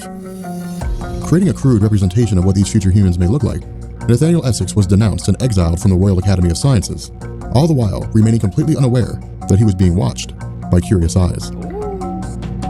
Despite having lived for thousands of years and traveling to virtually every corner of the world, Apocalypse had remained woefully oblivious to his true heritage. Dude, Apocalypse is like an actual supervillain in Marvel. And I never even knew the guy was the thing. How? Oh my God. Disguising himself as a benefactor and traveling to London, through their conversations and investigations, Apocalypse came to realize that his powers did not hail from divine intervention, but through a mutation in his genes. Offering Nathaniel the opportunity Wait, are we actually getting to mutants? Mutants for the first time in history? Like, actually recognizing that it's a genetic mutation? to continue his experimentations without the restriction of age, Apocalypse used his celestial technology to modify the genes of Essex, allowing him to go forward Oh, God. as Mr. Sinister. Mr. Sinister. The journeys of Essex would see him continuing his experiments. On the other side of the Atlantic Ocean, another mutant was emerging. Nestled within Alberta, Canada's Lakeland District, in 1885, Canada? James Howlett was born to Elizabeth Howlett and the family's groundkeeper, Thomas Logan. Logan. Ignored by his mother and shunned by his father, James spent the early days of his youth under the abusive control of his grandfather, who routinely beat his grandson, believing that a firm and harsh upbringing was necessary. Spending his time with two other children named Rose and Dog, the biological son of Thomas Logan and half-brother to James, Logan? as the three Is this Wolverine Logan? grew into adulthood, their attention began to shift to romance. Finding himself attracted to Rose, because Dog had experienced such brutal punishment at the hands of his father, like a feral animal, Dog forced himself onto Rose, leading to the expulsion of both Dog and his father from the Howlett estate. Flying into a drunken rage, Bruh. Thomas returned to the estate, murdering James' father in front of him. Overtaken by grief and rage, the powers of James manifested, resulting in the protrusion of bone claws and a healing factor, after which James killed Thomas and left his home alongside Rose. Oh my God. He DO'd her. What the? This is... Wait a second. I didn't realize... Wolverine's 200 years old? Moving away from Earth and transitioning to a frontier world, All right, so far we have the development of villains, right? Apocalypse is slowly but surely getting stronger. We have Mr. Sinister running around. We got fucking French guy stuck in a mountain somewhere. You got the Atlanteans underground. You got the fathers in the sky, the little god council shit monitoring whatever. And you got slowly but surely the birth of the X-Men. That's what's going on Earth right now. Dude, it's so interesting to see it slowly but surely develop. Like, all the pieces, like, click into place. The idea that Thanos was around for so long and how he interacts with... God, it's so interesting. Generations and generations, thousands of years put Earth to where it is exactly the way it was when Thanos bumped into them.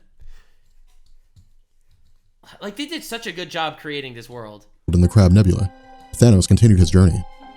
Living an empty and unfulfilling life, Thanos produced children, looted the worlds of fringe galaxies, Oh, that's nice. and murdered. Oh, that's nice. He was out there fucking up planets and impregnating bitches, doing Thanos things. Failing to fill the void of his life, the more children he produced, the more people he killed, and the more worlds he pillaged, the less he... Bro is literally in a state of post-nut clarity. Oh, woe is me, killing people, nailing bitches, and having babies. What a sad life. Oh, poor purple Thanos. Poor Thanos, actually living that Sigma grind set. He felt. Instead, and despite his best efforts, his thoughts wandered across the vastness of space, to the young girl on Titan who guided him towards his first steps in killing. But none of them were the same! He just still had a crush on his first celebrity. Curious as to her whereabouts, Thanos' attempt to drive her from his mind saw him taking up work on the Horkos, a pirate vessel led by a demented captain. Challenging the captain for leadership of the pirates, Thanos' victory saw him giving into his bloodlust, going forward as the Mad Titan. However, with the Mad Titan Thanos, literally conquering his way, just out of boredom. Curious young girl tormenting his every waking thought and every sleeping dream, Thanos took his pirates and returned home in an effort to find her. Oh god. Back on Earth, the 1793 you're gonna stop there? advent of the Cotton Gin had marked the It's so interesting to see the development of all these major MCU villains, like Apocalypse and Thanos, the way they develop, like, on their own time frame, in their own way. These stories are happening at the same time, but they had actually no interaction one with the other. It's really, really dope. Waypoint of the Industrial Revolution, and where technology was advancing to allow for a better understanding of the world. That's nice. Unbeknownst to all, the entity Sublime watched closely. Ooh. Evolving with the first forms of life on Earth, Sublime had spent countless eons jumping... Sublime? We're going back to the mind-controlling algae shit from the very beginning? ...from one host to the next, using each human to carry out its schemes and sowing chaos and reaping wars. Wait, this actually is Nyarlathotep. This actually is a Lovecraftian shit. However, with the emergence of mutants, the alteration to their genetic code made them immune to the influence of Sublime. As such, the entity began laying plans for Weapons Plus, a program rooted in the idea of creating super soldiers. So, Sublime... Wait, hold on. Sublime was this ancient organism that can mind control people and make chaos. But since mutants are immune to Sublime, Sublime would control people to make super soldiers to kill X-Men. So the whole racist, X-Men hating shit was because the Sublime mind controllers made regular mortals racists? That's kind of dumb, if that's true. Alright. During this time, the Kingdom of Austria-Hungary remained the weakest of the First World nations, a situation exacerbated by the desire of the South Slavic people to break away and form their own nation of Yugoslavia. Where most looked to diplomacy as a means to achieve their goal, a group of Serbian nationalists calling themselves the Black Hand chose another path. Intending to eliminate Franz Ferdinand, the nephew of Austria-Hungary Emperor... What is even going on? Why is so much based in, like, actual historical fact? Franz Joseph.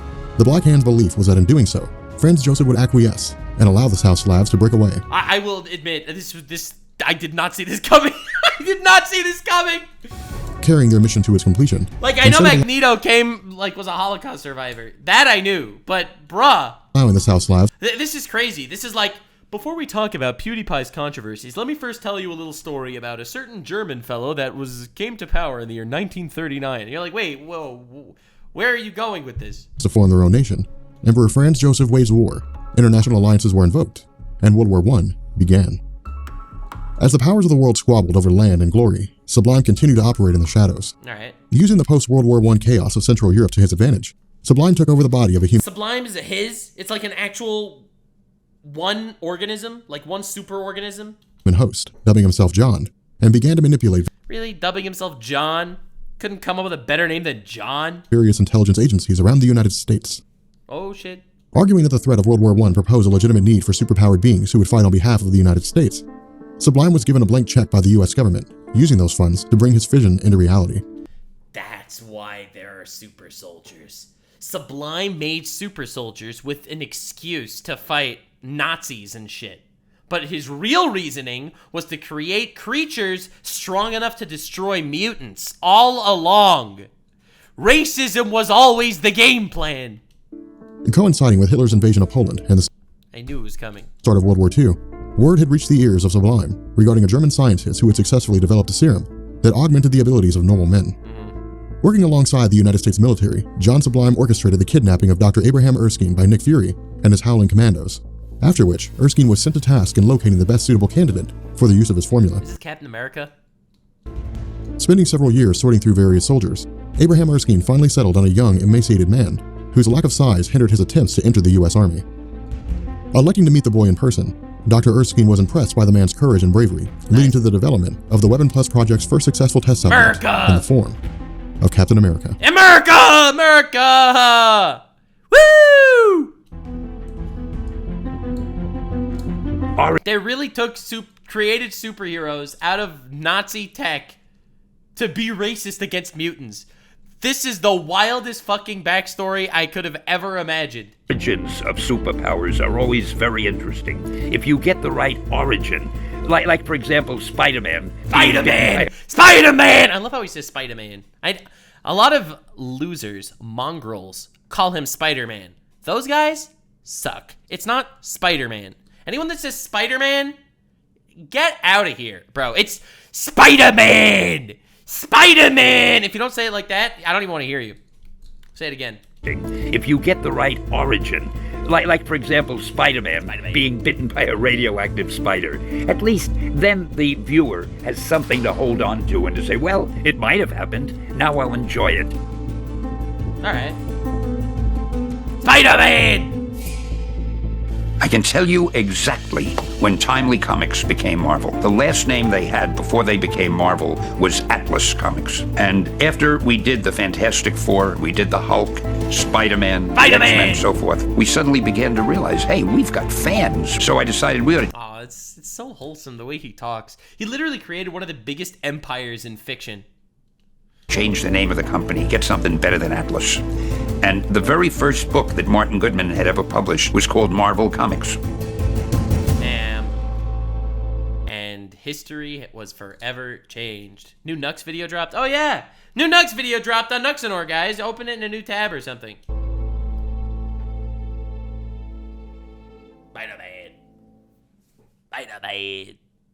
Winding the clock back to the late 1100s, while the rest of the world saw the rise of empires who... Okay, we cannot possibly go. These storylines, each one stretches out so many years. It's impossible to stay within, like, an actual timeline. You have to be jumping back and forth to understand this shit. For land and power. Not every organization chose to operate in the light. Uh-oh. Within the Assassin's Creed, Spider-Man! nation of Japan, Minamoto no Yorimoto had founded the first of the shogun in 1192. Every single world power, every historical moment has become the epicenter of a Marvel superhero. This is crazy. Ruling over Japan as a military dictator, the official class of its society followed a hierarchy, beginning with its line of kings, extending to feudal lords, with peasants and artisans at the bottom. Nice. Intending to escape this class of inequality, a handful of peasants and artisans took to the mountains of Iga and Koga. Living isolated from the larger society, these small bands practiced the art of ninjutsu, passing their teachings on to their children. Ninjutsu. Maintaining this lifestyle, in 1588, And then they became the superhero Naruto. these isolated tribes were bound together under the rule of Kagenobu Yoshioka. Oh. Rechristening this organization as the Hand, they maintained their clandestine nature, The hand. Half of the hands that you need to participate in jutsus. The legendary Shadow Clone Jutsu was then created.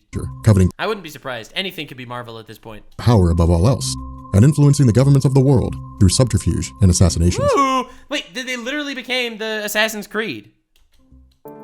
By the early 20th century, the world had changed. Global exploration and the founding of new territories gave way to international alliances through trade and commerce. While individual rulers came and went, on the whole, the borders had already been drawn. Okay. Within Europe and the Middle East, the post-World War I landscape saw the actions of Leon Trotsky and Vladimir Lenin, paving the way for the reformation of Russia from an imperialist nation to the communist USSR. Where are we going with this? Where are we The going Serbians, with Croatians, and Slovenians formed Yugoslavia. Right. Czechoslovakia, Bohemia, and Hungary formed This is just a history video with a twist. Like, do you know how much world history could be taught through Marvel lore? What? Like, come on, Disney. You could literally teach world history through this stuff. Like, you could teach the history of World War I. Yes, maybe Captain America isn't real, but the rest could be. their own territory, and the Ottoman Empire was replaced by the formation of Turkey, along with a handful of other federations. In the West, the United States and Britain became superpowers, referred to as the Roaring That's 20s. Hollow Knight music? For the American people, consumer spending was at an all-time high, owing to the decreased cost of goods through supply-side economics. The motion picture industry was emerging in Hollywood, California, and mass production had transitioned automobiles from a luxury to a commonly owned product of the middle class. True, I even have a commonly owned car. I even have an automobile. I have an automobile, guys. Conversely, the early 1920s saw massive social changes for women in Britain. With World War I seeing so many men fighting overseas, Can we get a shout out in chat for women? Shout out to women. Drop a comment below if you women. women turned to working in factories, providing a wage. Go! Let's go, dude! Oh yeah, this is why I like Marvel. Marvel canonized women. Independence. In the post-World War I landscape, however, this autonomy remained, seeing the introduction of voting rights in 1918 to women over the age of 30, and an extension to these rights to women over the age of 21 by 1928. Let's go, dude. These changes and others Huge W for women. elevated women from their previous positions as being subservient to cutting their hair, wearing shorter dresses, and taking on the moniker of flapper. Oh, hell yeah. What a great time when women started getting called flappers. Is that a real thing? I didn't even know that was a thing. But anyway, shout out to women. Seriously, leave a like on this video if you respect women. For the German people, however, economic and social growth was nowhere to be found. Viewed as the agitators of World War I owing to the idea that they had nudged Austria-Hungary's Emperor Franz Joseph into waging war against Serbia following his nephew's assassination, Germany was considered to be the prime target for the Paris Peace Conference. Listen, we don't want to be talking about Germany in the 1930s, okay? And the Treaty of Versailles. Enforced by the newly formed League of Nations, which was composed of World War I's victors to ensure a Second World War did not happen. Yeah, it worked, guys. There was no Second World War. That didn't happen. Remember when that happened? I wasn't there. The Treaty of Versailles required that Germany give up all territories obtained during the Second Reich of Otto von Bismarck, losing access to 16% of its coal. Second Reich? Good thing there's never a Third Reich. Am I right, baby? Am I right? It's just every time I make this joke, I think of the Family Guy clip. Besides its beautiful historic architecture, Munich was the home of many great writers such as Thomas Mann. You'll find more on Germany's contribution to the arts in the pamphlets we have provided. Yeah, about your pamphlet, I'm not seeing anything about German history between 1939 and 1945. There's just a big gap. Everyone was on vacation! On your left is Munich's first city hall, erected in 15... Wait, what are you talking about? Germany invaded Poland in 1939, and... We were invited! Punch was served! Czech was Poland! Well, you can't just ignore those years. Thomas Mann fled to America because of Nazism's stranglehold on Germany. Nope. He left to manage a Dairy Queen. A Dairy Queen? That's preposterous. I will hear no more insinuations about the German people! Nothing bad happened! Sie werden sich hinsetzen! Sie werden ruhig sein! Sie werden nicht Beleidigung Deutschland! Oh, God. Oh, God. Is that a beer hall? Oh yes, Munich is renowned for its historic... Yeah, anyway. Anyway. I don't know. Listen, it was funny, okay? It was a funny clip. Fields and half of its iron and steel industry. The additional impacts of armed forces reductions and reparations virtually shattered. That's fake. We Germans have a big culture of remembering this dark time and crime. No, I know. Germany has been very good about that, to be honest. Yeah, it's just a funny clip. It's a funny clip. Germans are not like that. I know Germans are not like that, okay? This is Family Guy. Family Guy's not accurate. Shattered the German economy, sending it into a tailspin of destitution and resentment. Forced to bear witness as land was purchased by foreigners who in turn started businesses and built homes. A small facet of German nationalists espoused the belief that their national identity was slowly being eroded. I can't believe Disney is gonna sue history for copying Marvel like this. Going relatively unnoticed except for those who attended their meetings in small facilities on the outskirts. In due Hey, what's this guy doing here? time, the Nationalist Party found a voice who rallied their cause. Who could it be? And would take Germany by storm. Who are we talking about? By 1929, the American stock market crashed during what's become known as Black Thursday. With reliance on the League of Nations superpowers to enforce mandates and the reluctance of the United States to financially back restrictions when they were facing the Great Depression, the world was gearing up for the unavoidable. In Italy, Benito Mussolini marched on Rome in 1922 and wrestled... Mussolini! Dude, every time I hear Mussolini, I keep thinking of the Aiden Ross clip where he looks up famous fascists and he sees Mussolini and he's like, Mussolini, what's that? ...control from King Victor Emmanuel III, taking over as prime minister and establishing complete control of the government while enacting right-wing fascist policies with nearly absolute power belonging to him. Yeah. Seeing weakness in the League of Nations, Hitler sought to mimic Benito's actions, initiating a march on Berlin during the Beer Hall Push. While his actions ultimately failed, the Nazi Party had achieved a moral victory. Dude, what the fuck? This is Marvel lore, by the way. I'm just reminding you, this is Marvel lore, okay? During which Hitler spent his time in prison writing Mein Kampf, which detailed the belief that the German Weimar Republic had been complicit in destroying German society at the behest of Jews, as well as a plan to reinstate Germany. Let's go! Representation in media! We got there, baby. We got there. In the worst part of our history. True, but we're here. Let's go! Woo! Yeah! Jews! Freaking go, baby! Woo! Germany as a world power. Rallying the desperate and impoverished German people, Hitler used the party's newfound popularity to force the German government's hand, becoming chancellor and eventually dictator. Yeah. In Asia, the Far Eastern Crisis or Manchurian Incident was another failure of the League. Under flimsy pretexts and through manipulations by the hand. Dude, where the frick were the Asgard gods during all this? What were these guys doing, huh? What were all they doing this whole time? Freaking Zeus sipping champagne out of his curved horns? He's just sitting there, oh yes, look at that funny guy with the mustache. Come on, guys. You were literally all here for this. Japan invaded the Chinese region of Manchuria and set up a puppet government. However, with both Japan and China being members of the League at the time, the League nearly unanimously passed that Japan was the aggressor and should return Manchuria to China. Instead, Japan withdrew from the League and should have faced economic sanctions. But with the League's key members of Britain, France, and Russia facing economic hardships at the time, they did neither, and Japan kept Manchuria. And during this time, and within Britain itself, a young student named Herbert Wyndham had become obsessed with the works of Nathaniel Essex. This is crazy. This is crazy how they tie in the fiction, the Marvel fiction, with the actual history. It's so sick. Regarding the evolution of humanity and the human genome. Building a genetic accelerator and experimenting on various rats and small animals, Wyndham's work brought him to the attention of Fader, a former member of the Inhumans' Royal City, who was exiled for his views on cloning. Providing the young man with a full map of the human genome, Wyndham went forward developing Isotope A, an act which saw him expelled from Oxford University. You know that he's a good guy because he was kicked out of university. Getting kicked out of university is definitely a good sign. Joining forces with Jonathan Drew, the scientists built a compound in the Wundagore Mountains of Eastern Europe. All right. Elsewhere, by 1935, Italy had invaded Abyssinia, now modern-day Ethiopia. At the time, Africa was divided up into several colonies owned by various countries, and with Wakanda isolated from the rest of the world, the technologically advanced nation took no concern with the goings-on of its surroundings. Bro! That's messed up! Oh my god!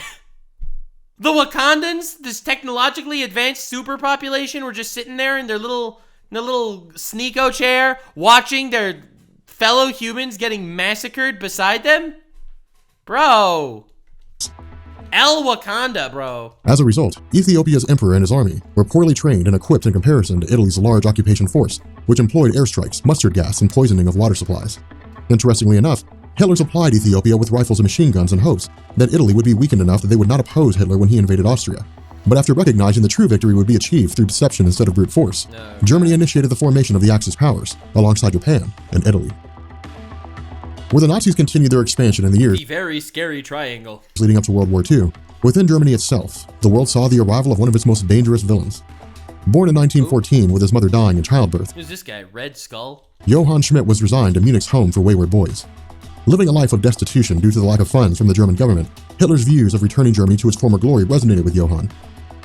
Escaping the orphanage, for the next several years, Johann traveled through Germany, continuing to fall down the rabbit hole of the Nazis' continued rise. Goddamn. Befriending and betraying various men. It is crazy. They're literally building up such a fascinating backstory for this character. Like this Johann guy, no idea who he is, but they are building up his backstory as an orphan going through war-torn, impoverished Germany, falling into the idea of Nazi propaganda.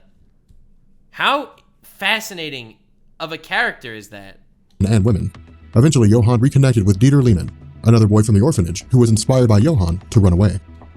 While the paths of the two boys would lead them down separate roads, with Dieter allying with the communist Russians and Schmidt aspiring to become part of the German SS, despite his best efforts, Schmidt remained a member of the Brown Shirts, constantly finding himself the subject of abuse and discrimination from the superior SS. Oh no, the little Nazi got beaten up by the big Nazi. Poor guy.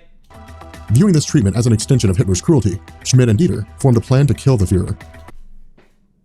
The twist! The twist! Oh my god! As a browncoat, I don't think they succeeded though. despite being considered one of the lowest members of the Nazi Party, Schmidt's position still granted him some measure of information regarding the inner workings of the Nazi Party itself. Learning that Hitler intended to execute all leaders of the Browncoats during the Night of the Long Knives, Schmidt and Dieter traveled to the Hotel Heisenblauer, owing to the idea of Hitler intending to kill Ernst Röhm personally.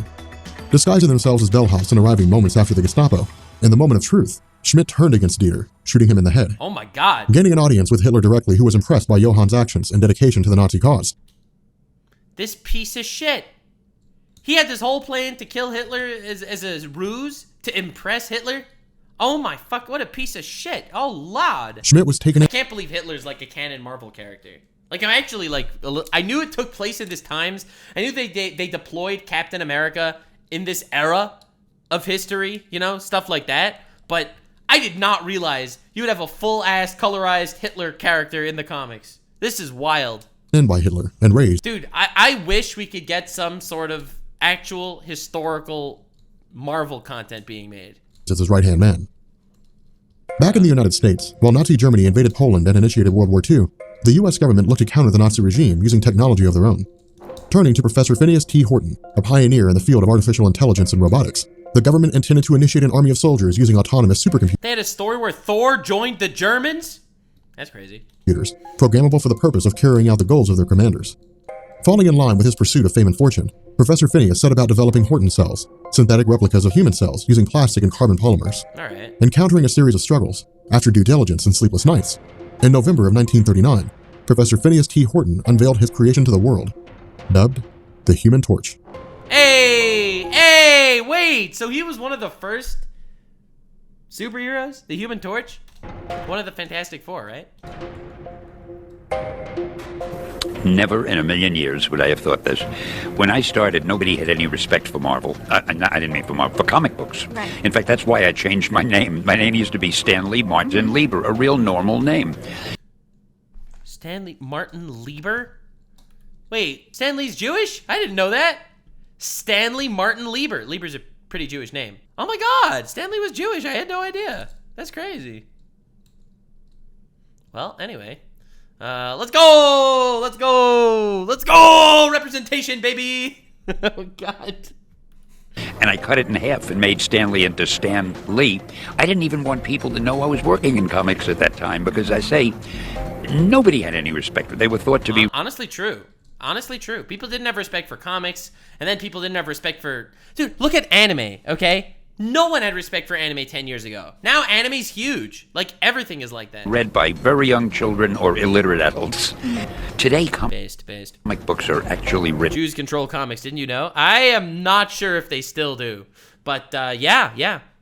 by some of A the lot of entertainment, the entertainment industry was actually, like, kind of kickstarted by a lot of Jewish people that came to America or the West to flee anti-Semitism. A lot of them actually couldn't get regular jobs in regular places. So they entered the entertainment industry as like a second choice, and it ended up really taking off.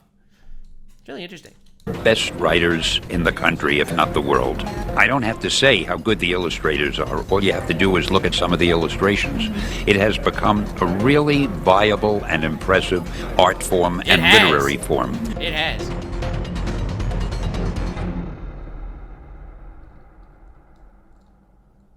Bruh. It's true. It's true. Comics are respected, you know? While Jim Hammond went forward as the Human Torch, coming to grips with society's view of him, in the Atlantic Ocean, another superpowered being was emerging. A human-Atlantean hybrid, in the years leading up to World War II, the someone got that mermussy. United Kingdom's Prime Minister Winston Churchill had sought to capture vibranium as a material used for weapons against the Axis powers. Instructing English explorer Ernest Shackleton to search the Atlantic, during their explorations, the ship was lost and Ernest was presumed dead. Intending to capitalize on the UK's venture in pursuit of advancing their own weapons program, in the twilight of his life, US President Woodrow Wilson had instructed Leonard Mackenzie to continue the search. Okay. Taking to the Atlantic and conducting a series of explosions on the ice, Mackenzie's actions caught the attention of Atlantean king Thakor, who instructed his daughter Finn to investigate. Wait, so did the humans at this point not know that there was like an entire group of Atlantean people living underwater?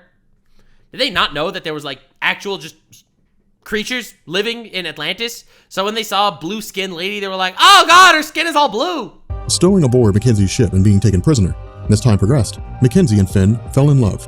However, on the day of their marriage, the ship of Mackenzie was attacked by Atlanteans under the orders of retrieving Princess Finn, and when Leonard was believed dead, Finn returned to her kingdom, pregnant with Leonard's child. Okay. Christening her son Namor, his early years Namor! This guy! Alright, so he's half human, half fish man. were spent learning about his mixed heritage, leading to a curiosity about the surface world. However, When the Nazis learned of vibranium's existence and pursued the rare metal for their own uses, their explorations and near discovery of Atlantis led Namor to take up arms against— Oh my god, Nazis discovering Atlantis was in the Marvel comics? You know, the Nazis discovering Atlantis is like a massive conspiracy theory that some actual fucking brainlets literally still believe. This is crazy. Hitler and his forces. Bruh. Within the United States itself, the newly formed Captain America was rising as a symbol for the American people and the Allied powers. Representing the principle of freedom and the sacrifices that came with it, in the eyes of military personnel, Steve Rogers' conviction was his weakness. Believing that there were times when torture and killing was necessary, in an effort to ensure their plans for espionage and subterfuge were carried out, Rogers was partnered with a teenage boy named James Buchanan Barnes. Who? Losing his James Buchanan? Like, the actual historical James Buchanan? mother in childbirth and his father to a training accident, Bucky was trained as a Black Ops agent with emphasis on torture and stealth. Oh, Bucky, not the historical, I don't remember who I was thinking. The Winter Soldier guy. Fighting alongside Captain America, Namor the Submariner, and Jim Hammond the Human Torch. This is the squad? Human Torch, Namor, Captain America, and Bucky? This is the squad? Like, the literal F-tier heroes of the Marvelverse got together? Oh my god. The group named themselves the Invaders and led a The Invaders. Holy shit, the OGs. Like, they're not the Avengers, they're the Invaders. series of campaigns to thwart the Nazi regime.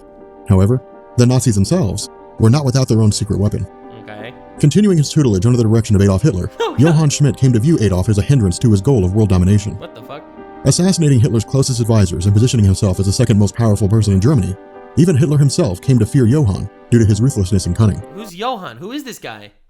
Believing that world domination would require a collaborative effort far beyond Hitler's primitive views, Johann turned his sights to the legendary general Hitler was so primitive. He wanted to kill all the Jews. That was really not based of him. We should be killing a lot more people. Johann, probably. Baron von Strucker.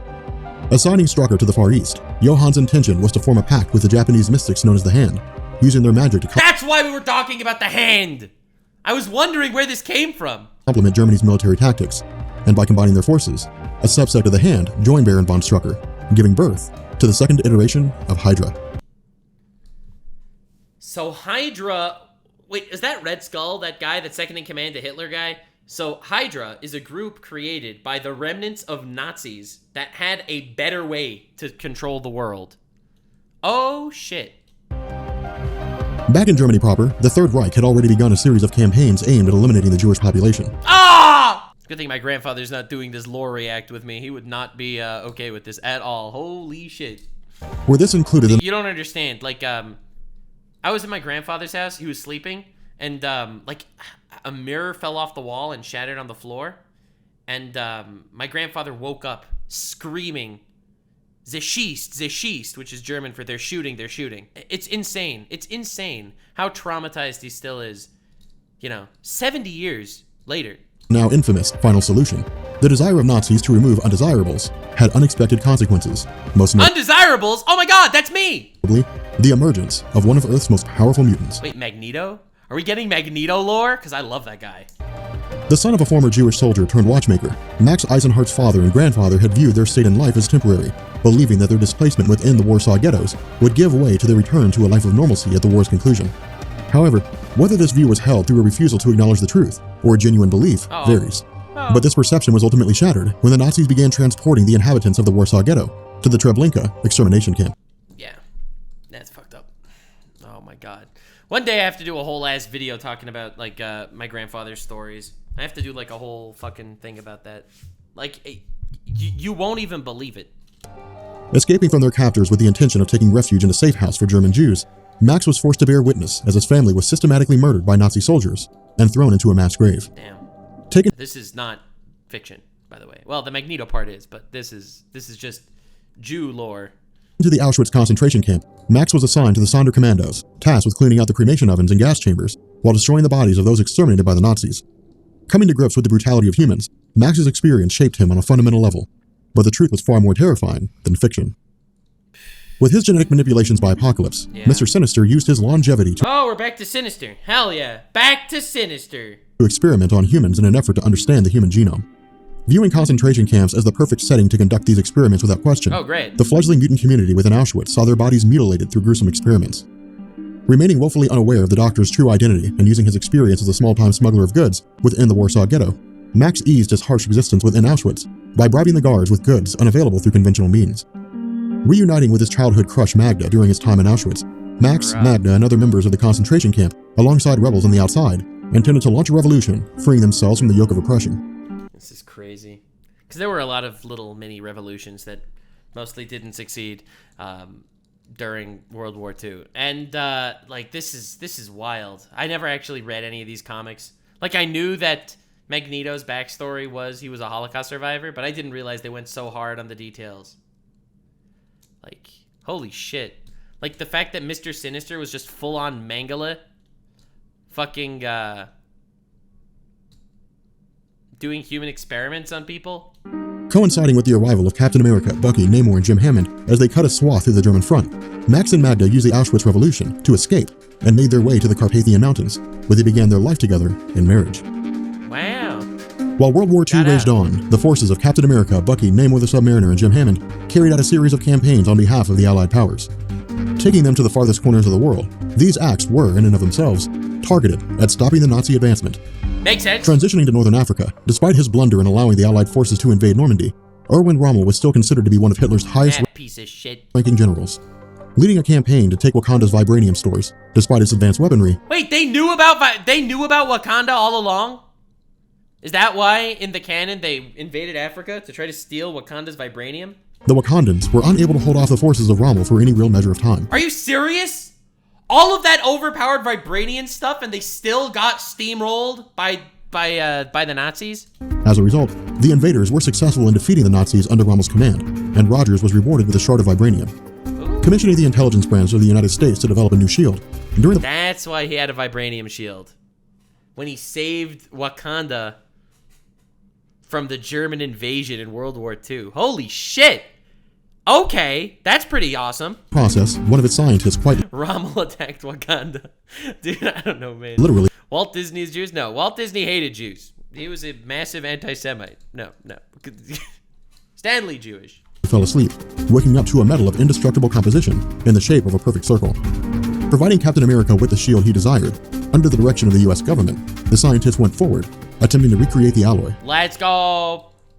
With the suicide of Adolf Hitler marking the beginning of the end for the Third Reich, not all of his forces went quietly. As the top scientist under the Nazi regime, Baron Zemo stood as the 12th generation in his family's line to carry the name.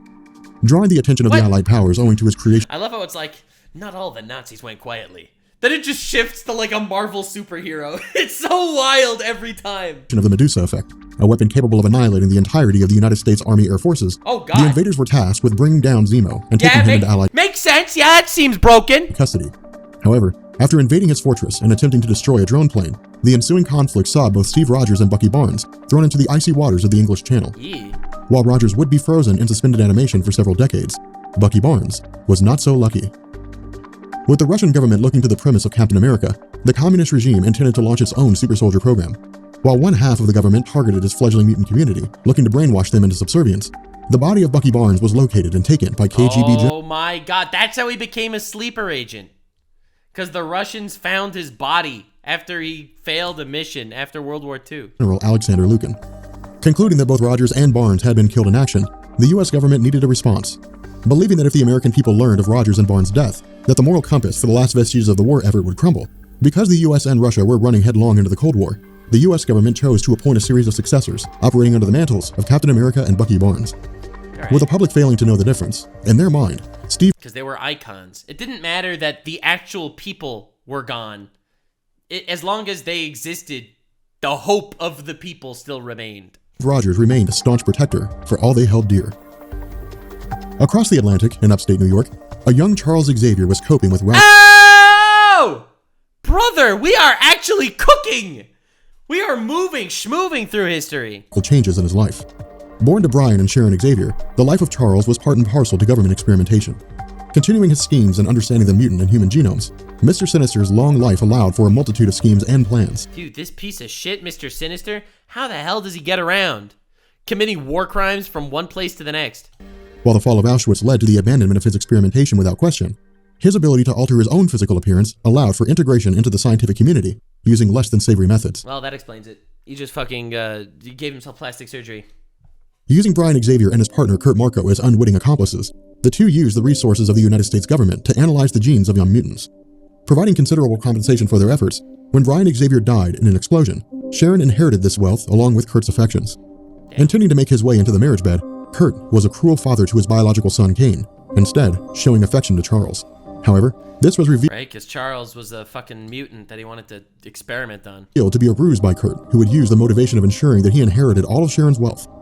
Nevertheless, Kurt's perceived doting on Charles led to a bitter hatred from Kane, which was compounded by the act of accidentally killing his father and learning Oopsie, accident. that Charles Xavier possessed the power to read minds. While this would mark a drastic change in the life of Charles Xavier as both he and Kane went forward bitter enemies, unbeknownst to either of these men, the Earth, and the rest of the universe's inhabitants, existence as they knew it was only one part of a larger experiment. Yeah, it's kind of wild to think. You almost forget that the actual cosmic scale of everything that goes on in Marvel when you look at these stories. Like, this is a story that's so extremely human, you know? So just massively and extremely human. And then you remember about the fucking Celestials running around and Galactus eating worlds thanks to the Silver Surfer taking him from place to place. Like, it really makes you think to the level of depth and insane amounts of lore that actually exists in this universe. It began in the realm beyond the multiverse, Oh. home to the Ivory Kings. Hey! The Ivory Kings. You mean the White Lords, okay? These white lords from There we go. wild space were Yeah, I'm paying attention. nothing, if not curious. Operating with unknown origins and unmatched power, at some point in the past, the Beyonders took notice of the multiverse and the denizens housed within. Restricted to a dimension devoid of time, but part and parcel to the space itself, the Beyonders found a non-linear existence to be something of intrigue. What was time? What was death? And what was life? Okay. What did it mean to be both an individual and part of a larger whole? Intending to find answers to their questions by launching a grand experiment, Oh, the God. Beyonders set in motion a series of events which could not be undone. Wait, so they caused the Apocalypse War with the Mr. Apocalypse guy? They caused Thanos to start fucking destroying shit? As like little tests to see what happens in a world with non-linear time? These guys are just acting as like... No. So what do they do? This was the 2015 Secret War shit?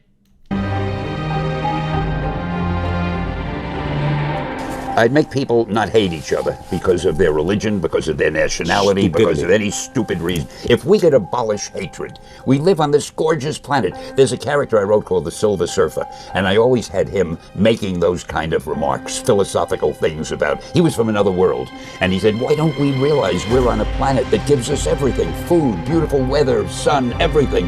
Why don't we enjoy it? Why do we spend time fighting and hating each other? Damn.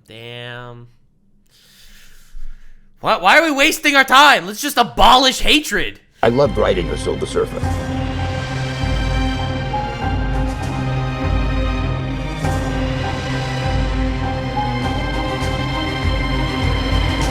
Damn, that's crazy.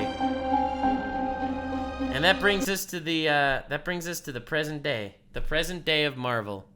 This is a banger. This is a fucking banger video. Thank you all so much for being here. Let me know. 10,000 likes. You bitches. And we will continue diving into Marvel lore. I appreciate you. And remember to stay weird, fam. If you made it to the end, click one of these two videos, which also will definitely get me canceled. See you live on Kick. Stay weird, fam.